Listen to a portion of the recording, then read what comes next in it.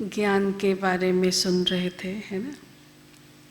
बाबा के 4 सब्जेक्ट्स हैं, ज्ञान, योग, धारणा और सेवा।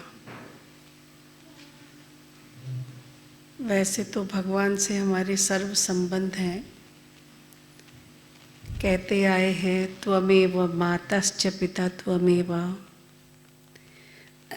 त्वमेव बंधुश्च सखा त्वमेव, त्वमेव विद्या द्रविणम त्वमेव, त्वमेव सर्वम मम देव देवा। संसार में जितने संबंध हैं सभी संबंधों का सैक्रिन शिव बाबा है। लेकिन संगम युग में बाबा हम बच्चों से 3 संबंध निभाते हैं। वो हमारे परम पिता हैं, परम शिक्षक हैं और परम सद्गुरु हैं। ಈ ಜ್ಞಾನ ಮಾರ್ಗದಲ್ಲಿ ನಮಗೆ ನಾವೆಲ್ಲ ಬರ್ತಾ ಇದ್ದೀವಿ, ನಡೀತಾ ಇದ್ದೀವಿ ಈ ಜೀವನದಲ್ಲಿ. ಈ ಒಂದು ವಿದ್ಯೆಯಲ್ಲಿ 4 ಮುಖ್ಯ ಸಬ್ಜೆಕ್ಟ್ಸ್ ಇದೆ: ಜ್ಞಾನ, ಯೋಗ, ಧಾರಣೆ, ಸೇವೆ. ನಿನ್ನೆ ನಾವೆಲ್ಲರೂ ಸಹ ಈ ಜ್ಞಾನದ ಚರ್ಚೆಯನ್ನು ಮಾಡಿದ್ವಿ, ಜ್ಞಾನದ ವಿಚಾರಗಳನ್ನು ಕೇಳಿದ್ವಿ. ನಂತರ ಇದೆ ಯೋಗ. ಯೋಗ ಅಂದಾಗ ಪರಮಾತ್ಮನ ಜೊತೆ ಸರ್ವ ಸಂಬಂಧವನ್ನು ಜೋಡಿಸೋವಂಥದ್ದು. ಸರ್ವ ಸಂಬಂಧ, ಎಲ್ಲ ಥರ ಸಂಬಂಧವನ್ನು ಸಹ ಜೋಡಿಸೋದು. ಅದರಲ್ಲಿ ಮುಖ್ಯವಾಗಿ ಬಾಬೂರು 3 ಮುಖ್ಯ ಸಂಬಂಧಗಳನ್ನು ನಿಭಾಯಿಸ್ತಾರೆ. ಪರಮಪಿತ, ಪರಮ ಸರ್ವಶ್ರೇಷ್ಠ ತಂದೆ, ಪರಮ ಶಿಕ್ಷಕ, ನಂತರ ಪರಮ ಸದ್ಗುರು ಆಗಿದ್ದಾರೆ. ठीक है, तो पिता बन के उन्होंने हमें अडॉप्ट किया। इतनी आत्माएं हैं, इतनी मनुष्य आत्माएं हैं संसार में, 800 करोड़। इतनी आत्माओं में से बाबा ने मुझे सिलेक्ट किया है ना। कहा, बच्चे तुम मेरे हो। मुझ आत्मा ने भी बाबा को पहचाना और कहा, हाँ बाबा हम आपके हैं। फिर हम बाबा के बच्चे बन गए। और एडॉप्शन में, इस बच्चे बनने में एक नया जीवन मिला, है ना।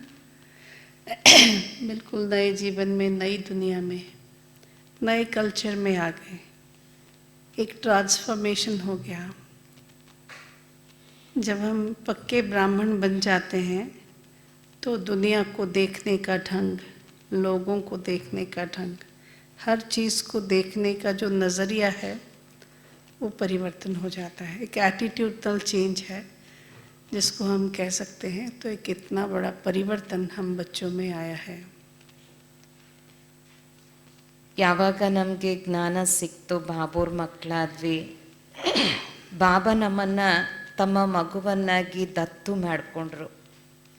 ಶಿವಬಾಬಾ ನಮ್ಮನ್ನು ತಮ್ಮವರನ್ನಾಗಿ ಮಾಡಿಕೊಂಡ್ರು. ಬಾಬಾ ಹೇಳ್ತಾರೆ, ಮಗು ನೀನು ನನ್ನವರು ಅಂತ. ನಾವು ಮಕ್ಕಳು ಸಹ ಹೇಳ್ತೀವಿ, ಬಾಬಾ ನೀನು ನನ್ನವರು ಅಂತ. ಯಾವಾಗ ನಮಗೆ ದಿವ್ಯ ಬ್ರಾಹ್ಮಣ ಜನ್ಮ ಸಿಕ್ತೋ ನಮ್ಮ ಜೀವನದ ಬದಲಾವಣೆ ಬಹಳ ಆಯಿತು. ಮಹಾನ್ ಪರಿವರ್ತನೆ ನಮ್ಮಲ್ಲಿ ಕಂಡುಬರುತ್ತೆ. ಯಾವಾಗ ಬ್ರಾಹ್ಮಣರಾಗ್ತೀವಿ ನಮ್ಮ ದೃಷ್ಟಿಕೋನ ಬದಲಾವಣೆಯಾಗತ್ತೆ. ನಾವು ನೋಡುವಂತಹ ವಿಧಾನ, ಈ ಜಗತ್ತನ್ನು ನೋಡೋದಾಗಿರ್ಬೋದು ಅಥವಾ ಯಾರನ್ನೇ ನೋಡಿದ್ರೂ ನಮ್ಮ ದೃಷ್ಟಿಕೋನನೇ ಬೇರೆ. ಮೊದಲು ನಾವು ಹೇಗಿದ್ವಿ, ಯಾವಾಗ ಬ್ರಾಹ್ಮಣ ಜೀವನ ಸಿಕ್ತು ಅದಾದಮೇಲೆ ನಾವು ನೋಡುವಂತಹ ದೃಷ್ಟಿಕೋನ ಬೇರೆ ಆಗತ್ತಲ್ವ. ಸೊ ಈ ರೀತಿ ಪ್ರತಿಯೊಂದರಲ್ಲೂ ನಮ್ಮ ಜೀವನ ಅತ್ಯಂತ ಮಹತ್ವಪೂರ್ಣವಾಗಿ ಬದಲಾವಣೆಯನ್ನು ಹೊಂದಿದೆ. ಅಂಥ ಒಂದು ದಿವ್ಯ ಜೀವನ ನಮ್ದೆಲ್ಲರದು ಆಗಿದೆ ಅಲ್ವಾ. हुआ ना परिवर्तन, दिल में एक परिवर्तन आया, वृत्ति में एक परिवर्तन आ गया। हम अलग हैं, दुनिया की आत्माएं अलग हैं, हम अलग हैं। देखो, जिन लोगों के साथ हम पहले बैठते थे उस समय कैसा सोचते थे, और जब ब्राह्मण बन गए, बाबा के बच्चे बन गए, तो हमारा सोच कैसे होने लग गया। ನಮ್ಮ ಜೀವನ ಯಾವ ರೀತಿ ಬದಲಾವಣೆ ಆಯಿತು ಅಂದರೆ, ಮೊದಲು ನಾವು ಯಾರ ಜೊತೆ ಎಲ್ಲ ಕೂತ್ಕೊಳ್ತಿದ್ವಿ, ಯಾರ ಜೊತೆ ಎಲ್ಲ ಮಾತಾಡ್ತಿದ್ವಿ. ನಾವು ಜಗತ್ತಿನ ಮನುಷ್ಯರಿಗಿಂತ ಭಾಳ ಭಿನ್ನವಾಗಿದ್ದೀವಿ ಇವಾಗ. ಸೊ ಇವಾಗ ನಾವು ಹೇಗೆ ಕೂತ್ಕೊಳ್ತೀವಿ, ಯಾರ ಜೊತೆ ಕೂತ್ಕೊಳ್ತೀವಿ, ಯಾರ ಜೊತೆ ಇರ್ತೀವಿ, ಎಲ್ಲವೂ ನಮ್ಮಲ್ಲಿ ನಮ್ಮ ದೃಷ್ಟಿಕೋನನೇ ಸಂಪೂರ್ಣ ಬದಲಾವಣೆ ಆಗಿದೆ ಅಲ್ವಾ. तो ये परिवर्तन जो आया है, वृत्ति का परिवर्तन, इसके पीछे एक्चुअली निश्चय है ना. बाबा पे कितना निश्चय बुद्धि हुआ है, क्योंकि एक वृत्ति है मनुष्य आत्माओं की, विशेष करके भारतवासियों की. कहीं ना कहीं तो कोई भगवान चाहिए है ना, जहाँ जाके हाथ जोड़ें, सिर झुकाएं, सत्संग करने चले जाएं, प्रसाद खा लें, एक अच्छे संगठन में बैठें, सत्संग करें. ऐसी वृत्ति तो सब में है.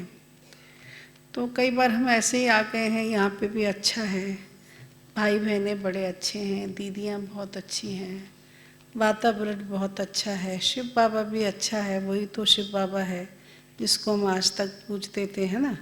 तो इसलिए हम राजी हो जाते हैं और आने लगते हैं. ಯಾವಾಗ ನಾವು ಬಾಬೂರ್ ಮಕ್ಕಳಾಗ್ತೀವಿ, ಸೊ ಬಾಬೂರ್ ಮಕ್ಕಳಾದ್ಮೇಲೆ ಒಂದು ದೊಡ್ಡ ಪರಿವರ್ತನೆ ನಮ್ಮಲ್ಲಿ ಆಗತ್ತೆ. ಸೊ ಇದೆಲ್ಲ ಪರಿವರ್ತನೆಗೆ ಕಾರಣ ಏನಪ್ಪ ಅಂದರೆ ನಿಶ್ಚಯ ಬುದ್ಧಿ. ಎಷ್ಟು ನಾವು ನಿಶ್ಚಯ ಬುದ್ಧಿ ಆಗ್ತೀವೋ ಅಷ್ಟು ನಮ್ಮಲ್ಲಿ ಬದಲಾವಣೆ ಅನ್ನೋದು ಆಗ್ತಾ ಹೋಗುತ್ತೆ. ಯಾಕೆಂದರೆ ನಮ್ಮ ಮನೋವೃತ್ತಿ ಬದಲಾವಣೆ ಆಗುತ್ತೆ. ನಾವು ಯೋಚನೆ ಮಾಡೋದು ಪ್ರತಿಯೊಂದು ಸಹ ಬದಲಾವಣೆ ಆಗತ್ತೆ. ಭಾರತವಾಸಿಗಳು ನಾವು ನಮ್ಮಲ್ಲಿ ಈ ಒಂದು ಸಂಪ್ರದಾಯ ಅಥವಾ ಇದೊಂದು ಬೆಳೆಸ್ಕೊಳ್ತೀವಿ. ನಾವು ಭಗವಂತನ ಮೇಲೆ ಅಪಾರವಾದ ಪ್ರೀತಿ. ಸೊ ಹಾಗಾಗಿ ಮೊದಲು ನಾವು ಭಕ್ತಿ ಮಾಡ್ತಿದ್ವಿ, ಆಮೇಲೆ ಇಲ್ಲಿ ಬಂದ್ವಿ, ಜ್ಞಾನ ಚೆನ್ನಾಗಿದೆ ಅನ್ನಿಸ್ತು. ಯಾವ ಶಿವನನ್ನು ನಾವು ಪೂಜೆ ಮಾಡ್ತಿದ್ವಿ ಅದೇ ಶಿವ ಬಾಬಾ ಇವರು ಅಂತ ಅನ್ನಿಸ್ತು. ನಂತರ ಸಹೋದರಿಯರು ಚೆನ್ನಾಗಿದ್ದಾರೆ, ಇಲ್ಲಿ ವಾತಾವರಣ ಚೆನ್ನಾಗಿದೆ, ಯಾವುದಾದ್ರೂ ಒಂದರಲ್ಲಿ ತೊಡಗಿಸ್ಕೊಳ್ಬೇಕು ಅಂತ ನಾವು ನಮ್ಮನ್ನು ಇಲ್ಲಿ ಬಂದು ತೊಡಗಿಸ್ಕೊಂಡ್ವಿ. ಸತ್ಸಂಗ ಚೆನ್ನಾಗಿದೆ, ಎಲ್ಲರೂ ಒಳ್ಳೆಯ ಸಂಘ ಇಲ್ಲಿ ಸಿಗತ್ತೆ, ಇಲ್ಲಿ ಒಳ್ಳೆ ಮಾತುಗಳು ಮಾತಾಡ್ತಾರೆ ಅಂತ ಒಂದು ವಾತಾವರಣ ಇದೆ ಅಂತ ನಾವು ಇಲ್ಲಿಗೆ ಬಂದಿದ್ದೀವಿ, है ना. लेकिन उसमें उतना मज़ा नहीं आता है जब तक निश्चय न हुआ हो. कई बार ऐसा होता है, माता पिता आते हैं तो बच्चे आ जाते हैं, कई बार बच्चे आते हैं तो माता पिता भी सत्संग करने आ जाते हैं. आ गए, सब सफ़ेद कपड़े पहनते हैं, हम भी सफ़ेद कपड़े पहन लेते हैं. चलो खान पान शुद्ध करना है, वैसे भी कई लोगों को अच्छा लगता है, खान पान भी शुद्ध कर लिया. लेकिन ब्राह्मण जीवन का रियल आनंद तब आता है जब बाबा पे संपूर्ण निश्चय हो. ಯಾವಾಗ ನಾವು ಬರ್ತೀವಿ, ಇದು ಚೆನ್ನಾಗಿದೆ ಅನ್ಸುತ್ತೆ, ಬರ್ತೀವಿ, ಆದರೆ ಇಷ್ಟೇ ಸಾಕಾಗಿಲ್ಲ. ಇಲ್ಲಿ ವಾತಾವರಣ ಚೆನ್ನಾಗಿದೆ, ಅಕ್ಕಂದ್ರೆ ಚೆನ್ನಾಗಿ ಮಾತಾಡಿಸ್ತಾರೆ, ಜ್ಞಾನ ಚೆನ್ನಾಗಿದೆ, ಇಷ್ಟರಲ್ಲೇ ಸಾಕಾಗಿಲ್ಲ. ಆದರೆ ನಾವಿಲ್ಲಿ ಮುಖ್ಯವಾಗಿ ತಿಳ್ಕೊಳ್ಬೇಕು, ಈ ಬ್ರಾಹ್ಮಣ ಜೀವನದಲ್ಲಿ ನಿಶ್ಚಯ ಬಹಳ ಅವಶ್ಯಕತೆ. ಪರಮಾತ್ಮನ ಮೇಲೆ ನಮಗೆ ಸಂಪೂರ್ಣ ನಿಶ್ಚಯ ಬರಬೇಕು. ಆ ನಿಶ್ಚಯನೇ, ಯಾಕೆಂದರೆ ಕೆಲವ್ರು ಮೊದಲು ಸಹ ಒಳ್ಳೆಯ ಆಹಾರ, ಶುದ್ಧವಾದ ಆಹಾರ ಮೊದಲು ತಗೊಳ್ತಾರೆ. ಇಲ್ಲಿಗೆ ಕೆಲವ್ರು ಯಾವ ರೀತಿ ಆಗುತ್ತೆ ಅಂದರೆ, ತಂದೆ ತಾಯಿ ಬರ್ತಿರ್ತಾರೆ, ಮಕ್ಕಳು ಬರ್ತಾರೆ, ಅಥವಾ ಮಕ್ಕಳು ಬರ್ತಿರ್ತಾರೆ, ಅವ್ರ ಜೊತೆಗೆ ತಂದೆ ತಾಯಿನೂ ಬರ್ತಾರೆ, ಇಲ್ಲಿ ಒಳ್ಳೆ ಸತ್ಸಂಗ ನಡೆಯುತ್ತೆ ಅಂತ ಹಾಗೇನೆ ಬಂದುಬಿಡ್ತಾರೆ. ಎಲ್ಲರೂ ಶ್ವೇತ ವಸ್ತ್ರ, ಬಿಳಿ ವಸ್ತ್ರ ಹಾಕ್ಕೊಳ್ತಾರೆ, ನಾವು ಬಿಳಿ ವಸ್ತ್ರ ಹಾಕ್ಕೊಳ್ಳೋಣ ಅಂತ ಹಾಕ್ಕೊಂಡು ಬಿಡ್ತೀವಿ. ಆದರೆ ಇಷ್ಟೇ ಸಾಕಾಗಿಲ್ಲ. ಇಷ್ಟೇ ಸಾಕಾ? ಆದರೆ ಮುಖ್ಯವಾಗಿ ಬೇಕಾಗಿದೆ ಒಂದೊಂದು ಮಾತಿನಲ್ಲೂ ನಿಶ್ಚಯ ಬಂದು, ಆ ನಿಶ್ಚಯದಲ್ಲಿ ಎಷ್ಟು ಆನಂದ ಅನುಭವ ಆಗಬೇಕಲ್ವ, ಆ ಮಜಾ ಅನುಭವ ಆಗಬೇಕಲ್ವ. बाबा क्या कहते हैं, निश्चय बुद्धि विजयंती, संशय बुद्धि विनशंती. जब बाबा पे संपूर्ण निश्चय होता है तब संपूर्ण प्राप्ति होती है.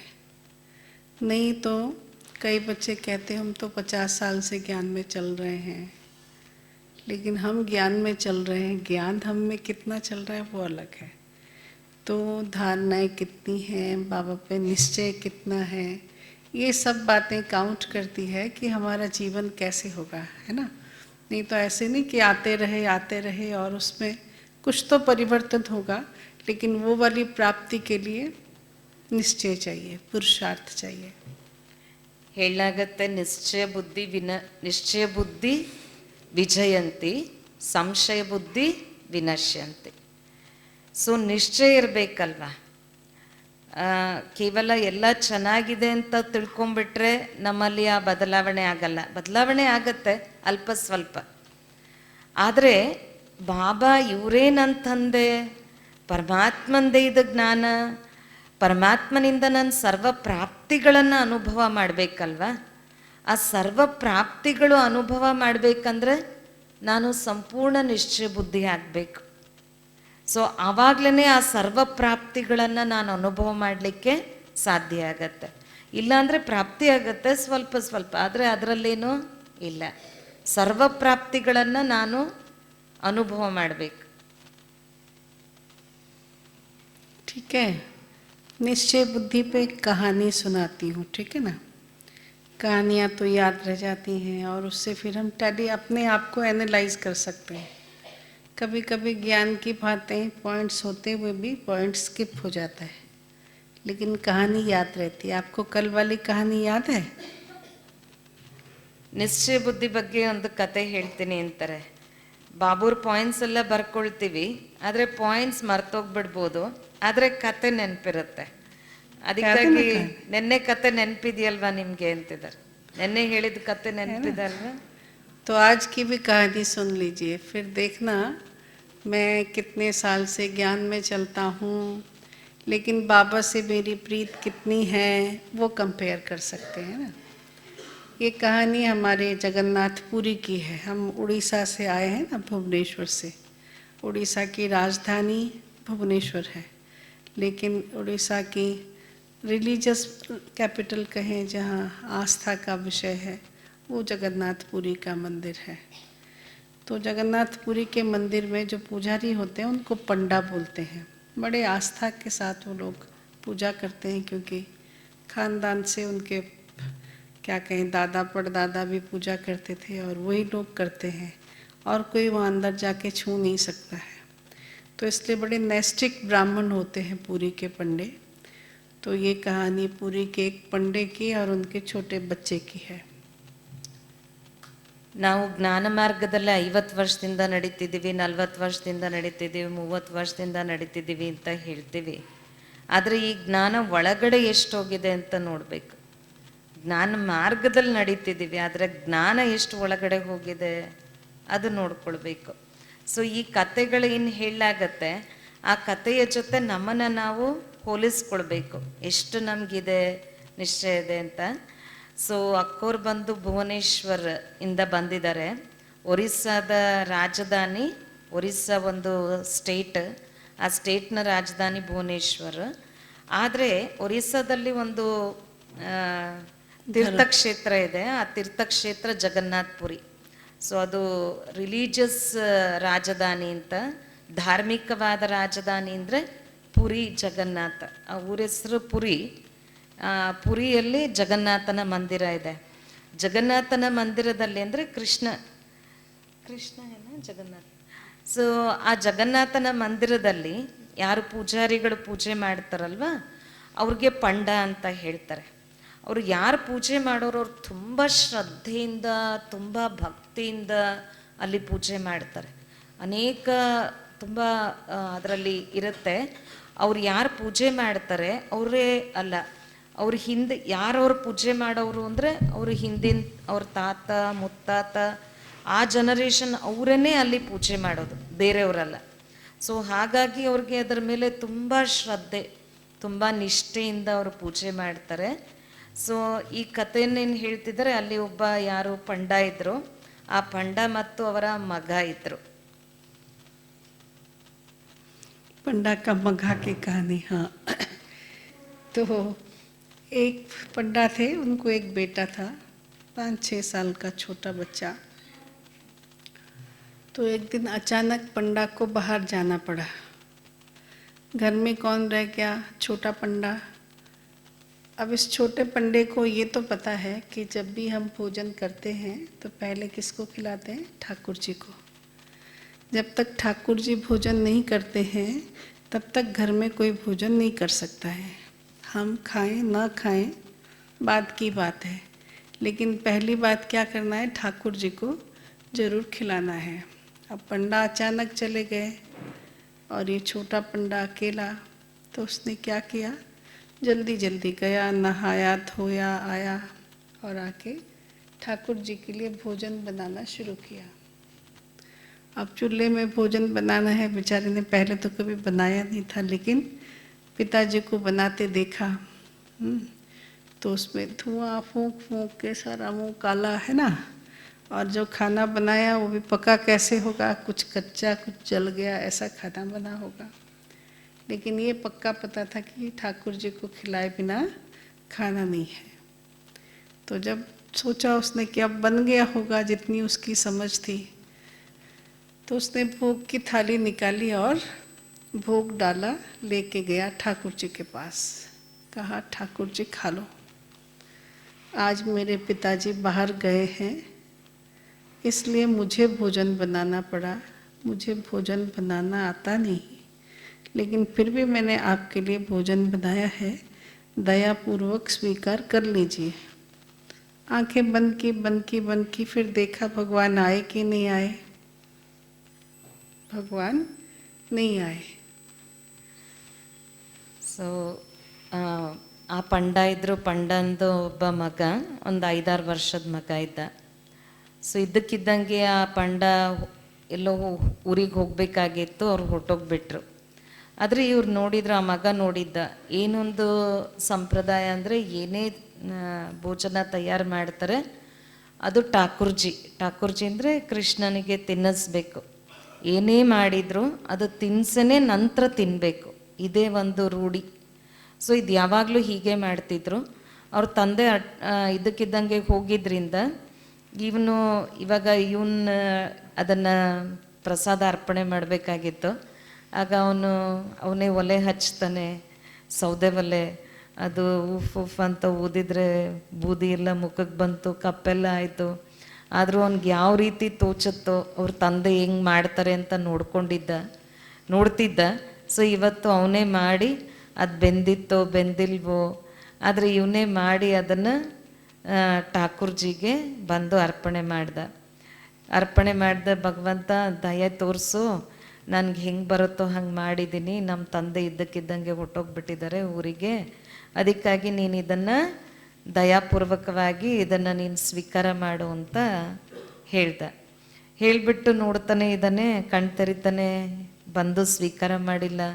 ಪುನಃ ಕಣ್ಮುಚ್ಕೊಳ್ತಾನೆ, ಪುನಃ ತೆರಿತಾನೆ, ಇನ್ನೂ ಹಂಗೆ ಇದೆ. ठाकुर जी आए नहीं।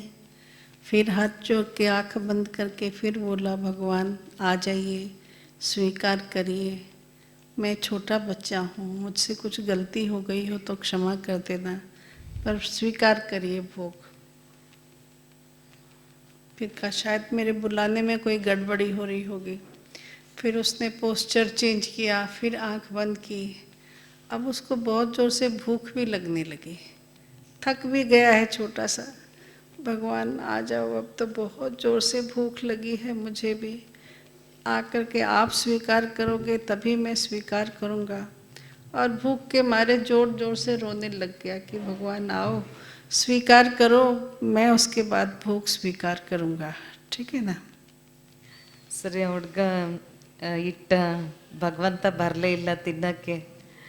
ಅವನಿಗೆ ಬೇರೆ ಹೊಟ್ಟೆ ಹಸಿತಾ ಇದೆ, ಯಾಕೆಂದರೆ ಅವ್ರಿಗೆ ಸ್ವೀಕಾರ ಮಾಡಿಸ್ದೆ ಇವ್ರು ತಿನ್ನಂಗಿಲ್ಲ. ಸೊ ಅವನ ಜೋರಾಗಿ ಫಸ್ಟು ಕರೆದ, ಬರಲಿಲ್ಲ. ಅವನದು ನಿಂತ್ಕೊಳ್ಳೋ ಒಂದು ಭಂಗಿಯನ್ನು ಬದಲಾವಣೆ ಮಾಡ್ದ. ಪುನಃ ಸ್ಟ್ರೈಟಾಗಿ ನಿಂತ್ಕೊಂಡು ಕೈ ಜೋಡಿಸಿ ಕೇಳ್ದ, ಭಗವಂತ ಬಾ, ಬೇಗ ಸ್ವೀಕಾರ ಮಾಡು, ನನಗೆ ತುಂಬ ಹೊಟ್ಟೆ ಹಸಿತಾ ಇದೆ, ನೀನು ತಿಂದೆ ನಾನು ತಿನ್ನಂಗಿಲ್ಲ, ದಯವಿಟ್ಟು ಬಾರಪ್ಪ ನೀನು ಸ್ವೀಕಾರ ಮಾಡು ಅಂತ ಕರಿತಾ ಬಂದ. ಕಣ್ಣಲ್ಲಿ ನೀರು ಬರ್ತಿತ್ತು, ಹೊಟ್ಟೆ ಹಸಿತಾ ಇತ್ತು ಅಂತ. प्रॉमिस करता हूँ, कल जब बड़ा पंडा आएंगे, मेरे पिताजी जब कल आएंगे तो उनको कहूँगा आपके लिए खीर बना देंगे, प्रॉमिस, लेकिन आज जैसा है वैसा खा लो। बहुत रोने लग गया, बहुत समझाने लगा, बहुत भूख लगी है भगवान, अभी अभी प्राण निकल जाएंगे, आके स्वीकार करो, स्वीकार करो, स्वीकार करो। आंखें बंद करके बैठा रहा, बैठा रहा, बैठा रहा। ಅವನು ಹೇಳಿದಂತೆ ನೀನು ಸ್ವೀಕಾರ ಮಾಡಪ್ಪ, ಹೇಗಿದೆಯೋ ಹಾಗೆ ಸ್ವೀಕಾರ ಮಾಡು.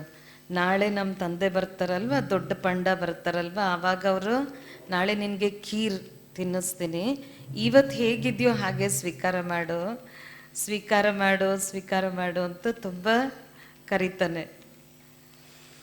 ठीक है। अब फाइनली उसको लगा कुछ हो रहा है, आंखें खोल के देखता है तो ठाकुर जी छोटे से कृष्ण आए हुए हैं और उन्होंने ऐसा मुंह बनाया, ऐसा खाया, क्योंकि सब खाना ऐसा था, पर बहुत मुंह बना बना के खाया। तो अच्छा हुआ, खा तो लिया ना। कितने नखरे वाले हैं ये भगवान ठाकुर जी, कैसे खाते हैं। कल बड़े पंडा आएंगे ना तो मेरे दिल से तो एक बोझ उतर जाएगा, मुझे अब इनके नखरे रोज रोज नहीं सहने पड़ेंगे। चलो खा तो लिया ना, आज पूरा हो गया, ऐसा सोच के वो आ गया।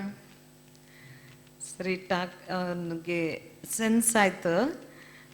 ನೋಡಿದರೆ ಚಿಕ್ಕ ಕೃಷ್ಣ ಬಂದು ಮುಖ ಎಲ್ಲ ಸಿಂಡ್ರಿಸ್ಕೊಂಡು ತಿಂತಾ ಇದ್ದಾನೆ. ಅಂದರೆ ಅದು ಹೆಂಗೆಂಗೋ ಇದೆ ಅಂತ. ಅದಕ್ಕಾಗಿ ಅವನು ಯೋಚನೆ ಮಾಡ್ತಾನೆ, ಇವತ್ತು ಹೆಂಗಾದರೂ ಇದು ಸ್ವೀಕಾರ ಮಾಡು, ನಾಳೆ ನಮ್ಮ ದೊಡ್ಡ ಪಂಡ ಬರ್ತಾರಲ್ವ, ಅವ್ರು ಚೆನ್ನಾಗಿ ಮಾಡಿ ನಿಂಗೆ ತಿನ್ನಿಸ್ತಾರೆ, ಇವತ್ತು ಹೆಂಗಿದೆಯೋ ಆಗ ಸ್ವೀಕಾರ ಮಾಡು ಅಂತ ಹೇಳ್ತಾನೆ. ಅವನದು ಹೊರೆಯೆಲ್ಲ ಇಳಿದೋಯ್ತು ಅಂತ ತಿಳ್ಕೊಳ್ತಾನೆ. अब दूसरे दिन फिर बड़े पंडा आए नहीं। अब क्या होगा, फिर उसको ही खाना बनाना पड़े, बड़े धीरज के साथ, लेकिन घर की परंपरा मर्यादा, बड़ा हूँ अब मैं, समझना पड़े। तो उसने फिर सारी लकड़ियाँ वकड़ियाँ इकट्ठी की, कल से थोड़ा अच्छा भोजन आज बनाया और कहा क्या करूँ, खिलाना तो पड़ेगा, है ना।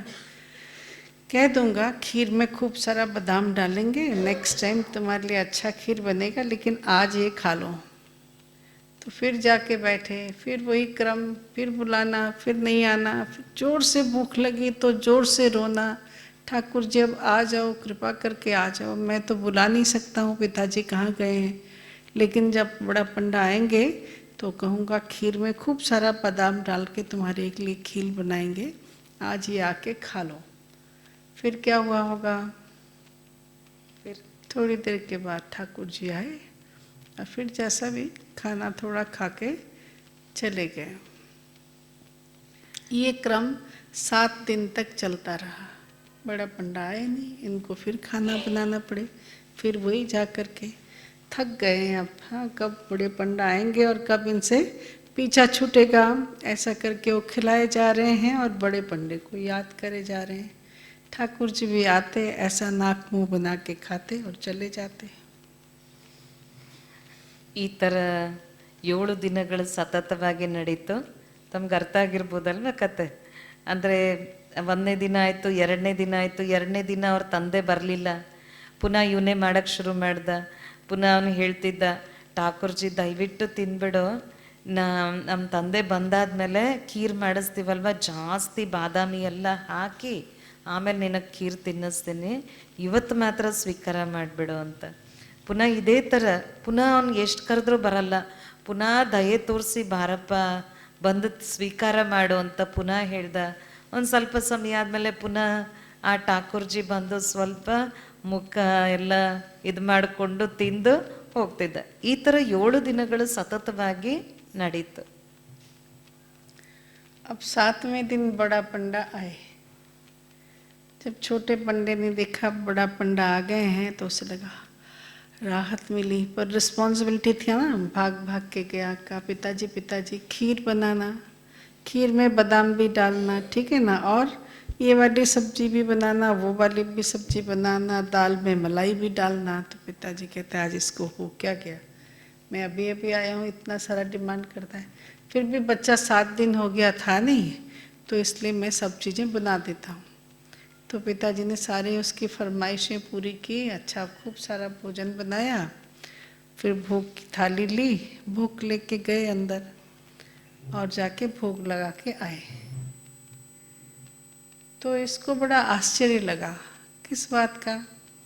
वो तो बड़े नखरे वाले हैं, ऐसे ऐसे खाते हैं, इतनी सारी चीज़ें गई है तो खाने में टाइम लगाना चाहिए था, इतनी जल्दी खा लिया। फिर उसने सोचा जरूर वो मेरे पिताजी से डरते होंगे, है ना, इसलिए जल्दी जल्दी खा लिया होगा। डरते हुए वो ठाकुर जी कैसे लगते हैं मुझे देखना चाहिए, मेरे से तो बहुत नखरे करते हैं, पिताजी से कैसे डरते हैं वो मुझे देखना चाहिए। तो इसलिए उसने सोचा कि कल जब पिताजी भोग लगाने जाएंगे तो मैं पर्दे के पीछे से देख लूँगा कि डरते कैसे हैं वो। ಸೊ ಇವರು ಅವ್ರ ತಂದೆ ಮಾರನೇ ದಿನ ಬಂದರು. ಬಂದಾದಮೇಲೆ ಅವ್ರ ತಂದೆಗೆ ಹೇಳಿದ್ರು, ನೀನು ಖೀರ್ ಮಾಡು, ಪಲ್ಯ ಮಾಡು, ಆ ಪಲ್ಯ ಮಾಡು, ಈ ಪಲ್ಯ ಮಾಡು, ಎಲ್ಲ ಮಾಡು ಇಡು ಅಂತ.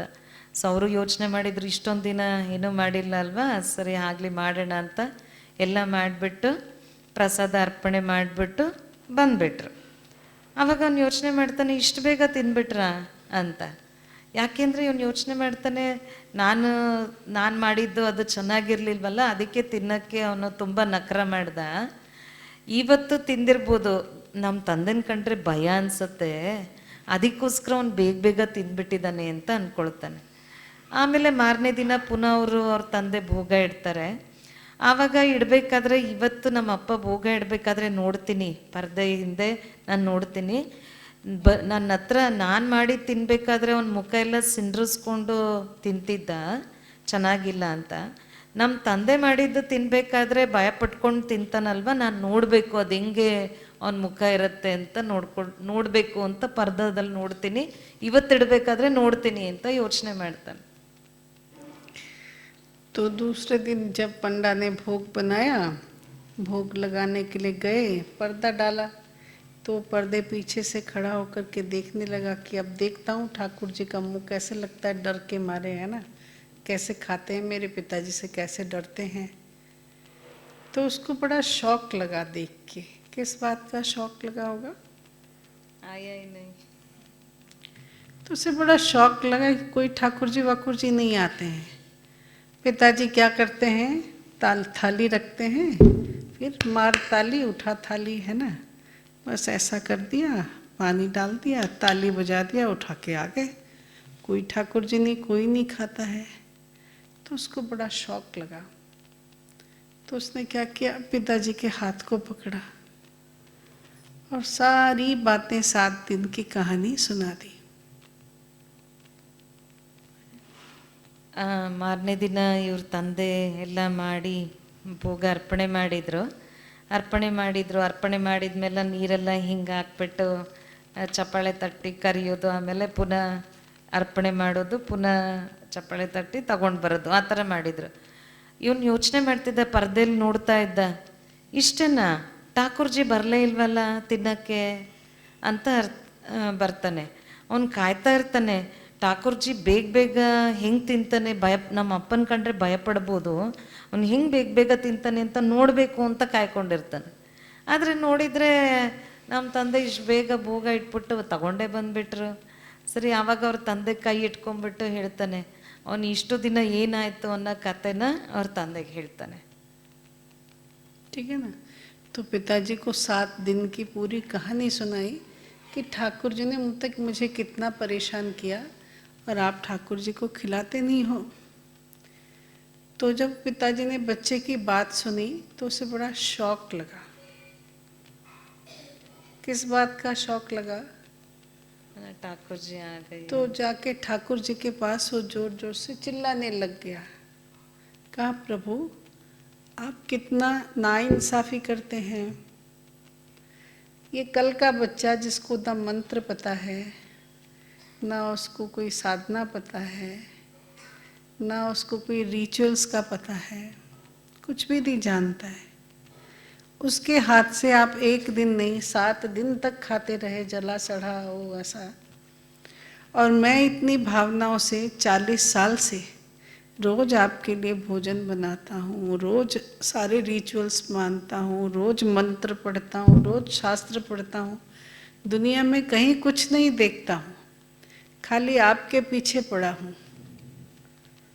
लेकिन एक बार भी आपने मुझे दर्शन नहीं दिया, और उस बच्चे को 7 दिन तक दर्शन देते रहे, उसके पास बैठ के भोजन खाते रहे। ऐसा क्यों? मेरी भक्ति में कहाँ कमी रह गई, मुझे बताओ। ಸೊ ಇವ್ರ ತಂದೆ ಈ ಕತೆ ಎಲ್ಲ ಕೇಳಿಬಿಟ್ಟು ಅವ್ರಿಗೆ ಆಶ್ಚರ್ಯ ಅನ್ನಿಸ್ತು. ಆಮೇಲೆ ಅವರು ಹೋದರು. ಠಾಕೂರ್ಜಿ, ನೀವು ಅನ್ಯಾಯ ಮಾಡ್ತಿದ್ದೀರಾ. ಆ ಚಿಕ್ಕ ಹುಡುಗ, ಅವನಿಗೇನೂ ಗೊತ್ತಿಲ್ಲ, ಹೆಂಗೆಂಗೋ ಮಾಡಿದ್ದನ್ನೆಲ್ಲ ನೀನು ಸ್ವೀಕಾರ ಮಾಡಿದ್ಯಾ. ನಾನು ಎಷ್ಟು ಶ್ರದ್ಧೆಯಿಂದ ಭಕ್ತಿಯಿಂದ ಎಷ್ಟೊಂದು ಮಂತ್ರಗಳು ಹೇಳ್ತೀನಿ, ಜಪ ಮಾಡ್ತೀನಿ, ಎಷ್ಟೊಂದೆಲ್ಲ ಸಂಪ್ರದಾಯಗಳು ಮಾಡ್ತೀನಿ. ನಾನು ನಿನಗೋಸ್ಕರ ಏನೆಲ್ಲ ಮಾಡಿದ್ದೀನಿ, ಜಗತ್ತನ್ನೇ ಬಿಟ್ಬಿಟ್ಟು ನಿನಗೋಸ್ಕರ ಎಲ್ಲ ಮಾಡಿದ್ದೀನಿ. ಆದರೆ ನೀನು ಒಂದು ದಿನನೂ ನನಗೆ ದರ್ಶನ ಮಾಡಿಸಿಲ್ಲ. ಆದರೆ ಇವನಿಗೇನೂ ಗೊತ್ತಿಲ್ಲ, ಒಂದು ಮಂತ್ರ ಗೊತ್ತಿಲ್ಲ, ಒಂದು ಸಂಪ್ರದಾಯ ಗೊತ್ತಿಲ್ಲ. ಆದರೂ ಸಹ ನೀನು ಒಂದು ಸ್ವೀಕಾರ ಮಾಡಿದ್ಯಾ. ನಂದು ನೀನು ಸ್ವೀಕಾರ ಮಾಡಲಿಲ್ವಲ್ಲ, ಒಂದು ದಿನನೂ ನನ್ನ ದರ್ಶನ ಮಾಡಿಲ್ವಲ್ಲ ಅಂತ ಹೇಳ್ತಾರೆ. ठीक है, तो भगवान ने क्या कहा होगा, बोलो। ಆಮೇಲೆ ಭಗವಂತ ಏನು ಹೇಳಿರ್ಬೋದ? 2 शब्द हैं, एक है फेथ, दूसरा है डाउटलेस फेथ। एक है निश्चय, एक है संशय विहीना निश्चय, है ना। ಅಂದರೆ ಇದರ ಅರ್ಥ ಏನಪ್ಪ ಅಂದರೆ, ಒಂದು ನಿಶ್ಚಯ, ಇನ್ನೊಂದಾಗಿದೆ ಸಂಶಯ ಇಲ್ಲದ ನಿಶ್ಚಯ. कहा देखो, तुम्हें निश्चय तो है, लेकिन संशय विहीना निश्चय नहीं है। तुम्हें पता है भगवान थोड़ी खाएंगे, मैं बना रहा हूँ, ताली बजाऊंगा, ले जाऊंगा, हो जाएगा, है ना। तो तुम्हें यही पता है, निश्चय है ये कि भगवान खाएंगे, लेकिन कभी खिलाया नहीं। भाई नहीं खाया तो भी ठीक है, कहाँ खाते हैं भगवान रोज रोज, नहीं खाया। लेकिन उस बच्चे के पास निश्चय था, तो कैसा था? डाउटलेस फेथ था, संशय विहीना निश्चय था। उसे इस बात का कोई डाउट नहीं था कि भगवान आके खाना खाएंगे। उसको पता है कि रोज प्रभु, रोज ठाकुर जी खाएंगे ही खाएंगे। अगर एक दिन ठाकुर जी नहीं खाएंगे तो बहुत अपशकुन हो जाएगा, बहुत बुरा हो जाएगा। इसलिए वो तब तक बैठा रहा जब तक ठाकुर जी आके ना खा लें। पेट में भूख है जोर जोर से, इतना छोटा सा बच्चा भूख संभाल के भी बैठा है, क्योंकि ज़रूर खाएंगे ठाकुर जी। नहीं खाएं ठाकुर जी, ऐसा उसको यहाँ अंदर ही नहीं जा रहा है। माना डाउटलेस फेथ है।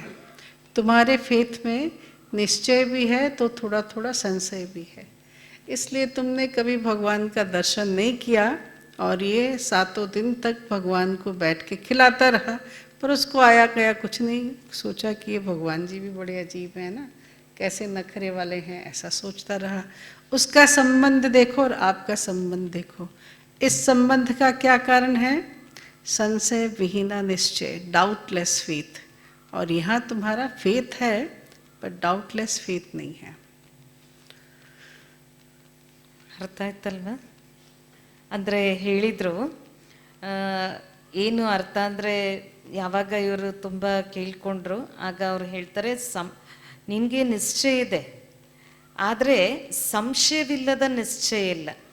ಏಕೆಂದರೆ ನಾವು ದಿನ ಒಂದು ಸಂಪ್ರದಾಯದ ರೂಪದಲ್ಲಿ ತಿನ್ನಿಸ್ತೀವಿ, ತಗೊಂಡು ಬರ್ತೀವಿ, ಇಡ್ತೀವಿ. ಅವ್ರು ತಿಂತಾರೋ ಬಿಡ್ತಾರೋ, ಇಡ್ತೀವಿ, ಪುನಃ ತಗೊಂಡೋಗ್ತೀವಿ, ಆ ಥರ. ಆದರೆ ಆ ಹುಡುಗನಿಗೆ, ಚಿಕ್ಕ ಹುಡುಗ ಅಷ್ಟು ಮುಗ್ಧತನದಿಂದ ಯಾವಾಗ ಸ್ವೀಕಾರ ಮಾಡಿಸ್ತಾನೆ, ಅದು ಅವನು ಹೊಟ್ಟೆ ಹಸ್ಕೊಂಡು, ಏಕೆಂದರೆ ಅವ್ರಿಗೆ ತಿನ್ನಿಸ್ದೆ ನಾನು ತಿನ್ನಂಗಿಲ್ಲ ಅಂತ ಹೊಟ್ಟೆ ಹಸ್ಕೊಂಡು ಕೊಡ್ತಾ ಇದ್ದ ಅಲ್ವಾ. ಅದಕ್ಕಾಗಿ ಅಂದರೆ ಅವನಲ್ಲಿ ನಿಶ್ಚಯ ಇತ್ತು, ಬರೀ ನಿಶ್ಚಯ ಅಲ್ಲ, ಸಂಶಯವಿಲ್ಲದ ನಿಶ್ಚಯ, ಆ ನಿಶ್ಚಯ ಇತ್ತು. ಆದರೆ ನಿನ್ನ ಹತ್ರ ನಿಶ್ಚಯ ಇದೆ ಅಂದರೆ, ನಿಶ್ಚಯ ಪರಮಾತ್ಮನ ಮೇಲೆ ನಿಶ್ಚಯ ಇದೆ, ಇದೆಲ್ಲ ಸರಿ ಇದೆ ಅಂತ ನಿಶ್ಚಯ ಇದೆ. ಏನಾದರೂ ಪರಮಾತ್ಮ ಅಂದರೆ, ಆ ಹುಡುಗನಿಗೆ ಹೆಂಗಿತ್ತಂದರೆ, ಏನಾದರೂ ಪರಮಾತ್ಮ ಸ್ವೀಕಾರ ಮಾಡಿಲ್ಲ ಅಂದರೆ ಅಪಶಕುನ ಆಗಿಬಿಡತ್ತೆ. ಆಮೇಲೆ ಅದು ಹಾಗೆ ಸ್ವೀಕಾರ ಮಾಡಂಗೆ ಇಲ್ಲ, ಏನಾದರೂ ಆಗಿಬಿಟ್ರೆ ಅಂತ ಇತ್ತು. ಆದರೆ ಇಲ್ಲಿ ಏನು ಅಂದರೆ, ದೊಡ್ಡವರಾಗಿದ್ರು ಒಂದು ತಿಳುವಳಿಕೆ ಅಂತಂದರೆ ಅವ್ರ ಬುದ್ಧಿ ಯೂಸ್ ಮಾಡಿ ಅವಾಗ ಏನನ್ಸುತ್ತೆ, ಸ್ವೀಕಾರ ಮಾಡ್ತಾರೆ ಅಂದರೆ ನಾವು ಇಡ್ತೀವಿ, ಅದು ಅವ್ರು ಸ್ವೀಕಾರ ಮಾಡ್ತಾರೆ. ಆದರೆ ಆ ಥರ ಬಂದು ತಿನ್ನಲ್ಲ. ಆ ಥರ ಸಂಶಯವಿಲ್ಲದ ನಿಶ್ಚಯ ಇರಲಿಲ್ಲ. ನಿಶ್ಚಯ ಇತ್ತು, ಆದರೆ ಸಂಶಯವಿಲ್ಲದ ನಿಶ್ಚಯ ಅದು ಇರಲಿಲ್ಲ ಅಂತ ಹೇಳ್ತಾರೆ. सुना? ಅರ್ಥ ಆಯ್ತಲ್ವಾ? ಅರ್ಥ ಆಯ್ತಾ? तो अब मन दर्पण में देखना है, अपने आप को जांच करना है कि मुझे कितना निश्चय है. ಈಗ ನಾವು ಸಹ ನಮ್ಮ ಮನರೂಪಿ ದರ್ಪಣದಲ್ಲಿ ನಾವು ನೋಡ್ಕೊಳ್ಬೇಕು. ಬಾಬೂರ್ ಮೇಲೆ ನಿಶ್ಚಯ ಇದೆ ಅಂತ ನಾವು ಹೇಳ್ತೀವಿ, ಆದರೆ ಆ ಥರ ನಿಶ್ಚಯ ಇದೆಯಾ, ನನಗೆ ಸಂಶಯವಿಲ್ಲದ ನಿಶ್ಚಯ ಇದೆಯಾ ಅಂತ ಚೆಕ್ ಮಾಡ್ಕೋಬೇಕು. अगर मैं निश्चय बुद्धि हूँ, संपूर्ण निश्चय बुद्धि, डाउटलेस फेथ है, तो जीवन के इस संग्राम में मेरा विजय निश्चित है. सुना? ಯಾವಾಗ ನಮ್ಗೆ ಆ ರೂಪದ ನಿಶ್ಚಯ ಇರುತ್ತೆ, ಆಗ ಈ ಜೀವನದ ಸಂಗ್ರಾಮದಲ್ಲಿ ನಾವು ನಿಶ್ಚಯದಲ್ಲಿ ವಿಜಯ ಖಂಡಿತ ಆಗೇ ಆಗ್ತೀವಿ. और अगर थोड़ा भी संशय है तो क्या होगा? भले दिखता हो ऊपर से विजय, लेकिन पराजय सुनिश्चित है ना? भगवान साथ है, जब ईश्वर अपने साथ है तो डरने की क्या बात है ना? बाबा का गीत है, सदा सफलता साथ हमारे, हाथ में उसके हाथ हैं. जब बाबा का हाथ मेरे हाथ में है, मेरा हाथ बाबा के हाथ में है, तो मुझे इस जीवन में हर कार्य में सफलता ज़रूर मिलेगी. मैं कभी फेल नहीं हो सकता, कभी निराश नहीं हो सकता, कभी लूज़र नहीं हो सकता, है ना? ನಮಗೆ ನಿಶ್ಚಯವಿಲ್ಲದ ಸಂಶಯ ಇದೆಯಾ ಅಂತ ನಾವು ನೋಡ್ಕೊಳ್ಬೇಕು. ಭಗವಂತ ನನ್ನ ಜೊತೆ ಇದ್ದಾನೆ ಅಂದಮೇಲೆ ಸಫಲತೆ ಇದ್ದೇ ಇದೆ. ಸಫಲತೆ ಆಗಲೇಬೇಕು, ಸಫಲತೆ ಸಿಕ್ಕೇ ಸಿಗತ್ತೆ. ಅಂಥ ಒಂದು ನಿಶ್ಚಯ ನಮಗಿರಬೇಕು. ಯಾವಾಗ ಈಶ್ವರ ನನ್ನ ಜೊತೆ ಇದ್ದಾನೆ ಅಂದಮೇಲೆ ಭಯಪಡೋ ಮಾತೇನಿಲ್ಲ, ಮತ್ತು ಸಫಲತೆ ಆಗೇ ಆಗತ್ತೆ. ಅದು ಎಂಥದ್ದೇ ಆಗಿರಲಿ, ನಾವು ಯಾವತ್ತೂ ಸಹ ಲೂಸರ್ ಅಲ್ಲ, ನಾವು ವಿನ್ನರ್. ಅಂದರೆ ಸಫಲತೆ ಸಿಕ್ಕೇ ಸಿಗತ್ತೆ, ನಮಗೆ ವಿಜಯ ಆಗೇ ಆಗತ್ತೆ. ठीक है, तो वैसे भी भगवद गीता का सारा सार क्या है? निश्चय बुद्धि विजयंती, संशय बुद्धि विनशंती. पूरा महाभारत की कहानी देखो, भगवद गीता का पूरा शिक्षा देखो, तो यही दिखाया है कि जब भगवान साथ में है तो बड़ी बड़ी परिस्थितियाँ, बाबा जिसको कहते पहाड़ राई बन जाता है, और राई रुई, और रुई को क्या करो, चला जाता है ना. तो ಯಾವಾಗ ನಮಗೆ ಬಾಬೂರ್ ಮೇಲೆ ನಿಶ್ಚಯ ಬಂದ್ಬಿಡುತ್ತೆ, ಅಂಥ ಸಂಶಯವಿಲ್ಲದ ನಿಶ್ಚಯ ಬಂದ್ಬಿಡ್ತು ಅಂದರೆ, ಹೇಳ್ತಾರಲ್ವಾ ಬಾಬಾ, ಬೆಟ್ಟದಂಥ ಪರಿಸ್ಥಿತಿ ಬರ್ಬೋದು. ಬೆಟ್ಟದಂಥ ಪರಿಸ್ಥಿತಿ ಏನಾಗತ್ತೆ ಬಾಬೂರ್ ಜೊತೆ ಇದ್ದಾಗ? ಒಂದು ಸಾಸಿವೆ ಸಮಾನ ಆಗತ್ತೆ. ಬಾಬಾ ಹೇಳ್ತಾರೆ ಸಾಸಿವೆನೂ ಅಲ್ಲ, ಹತ್ತಿ ಸಮಾನ. ಸೊ ಆ ಪರಿಸ್ಥಿತಿನ ಉಫ್ ಅಂತ ಹತ್ತಿ ಸಮಾನ ಆಗ್ಬಿಡತ್ತೆ. ಅದು ಉಫ್ ಅಂತ ಉದ್ರೆ ಹಾರೊಟ್ಟೋಗ್ಬಿಡತ್ತೆ, ಅಂದರೆ ಪರಿಸ್ಥಿತಿ ಹೊಟ್ಟೋಗ್ಬಿಡತ್ತೆ. ಅಂಥ ಒಂದು ನಿಶ್ಚಯ ನಮಗೆ ಇರಬೇಕು. ಅಂದರೆ ಬಾಬಾ ಜೊತೆಗಿದ್ದಾರೆ ಅಂದಮೇಲೆ ನಮಗೇನು ಭಯ ಇಲ್ಲ, ವಿಜಯ ಖಂಡಿತ. ಇಡೀ ಗೀತಾಜ್ಞಾನದ ಸಾರನೇ ಇದು, ನಿಶ್ಚಯ ಬುದ್ಧಿ ವಿಜಯಂತಿ. ಸೊ ಅಂಥ ಒಂದು ಗೀತೆ ಎಲ್ಲ ಒಂದು ಇದರಲ್ಲೂ ಸಹ ಭಗವಾನು ವಾಚ ಇದೇ ಆಗಿದೆ ನಿಶ್ಚಯದ ಬಗ್ಗೆ. निश्चय बुद्धि पे और कहानियां सुननी है? ಇನ್ನು ಕತೆ ಕೇಳ್ತೀರಾ ನಿಶ್ಚಯ ಬುದ್ಧಿ ಬಗ್ಗೆ? हाँ, याद रखोगे सब? ಎಲ್ಲ ನೆನ್ಪಿಟ್ಕೊಳ್ತೀರಾ? और परिस्थितियों में उसे इम्प्लीमेंट करना. हाँ, आजकल भगवद गीता का बहुत प्रचार है ना, हमारी बहनें भी बहुत भगवद गीता पे क्लास कराते हैं, बोलते हैं क्या सीखना है हमें, क्या करना है भगवद गीता से. हमें भगवद गीता से उसका पूरा निचोड़ सीखना है. तो वो निचोड़ यही है, निश्चय बुद्धि विजयंती, संशय बुद्धि विनशंती. जब भगवद गीता प्रारंभ होता है तो उसके आरंभ का जो श्लोक है वो क्या है?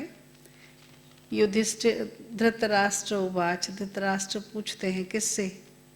संजय से, जिनको दिव्य नेत्र प्राप्त है, कि मेरे और पांडु पुत्रों का क्या उधर लाइव चल रहा है मुझे सुनाओ, है ना। तुम्हें क्या लगता है कौन जीतेगा, क्या हो रहा है क्या नहीं हो रहा है, सब बातें बताओ।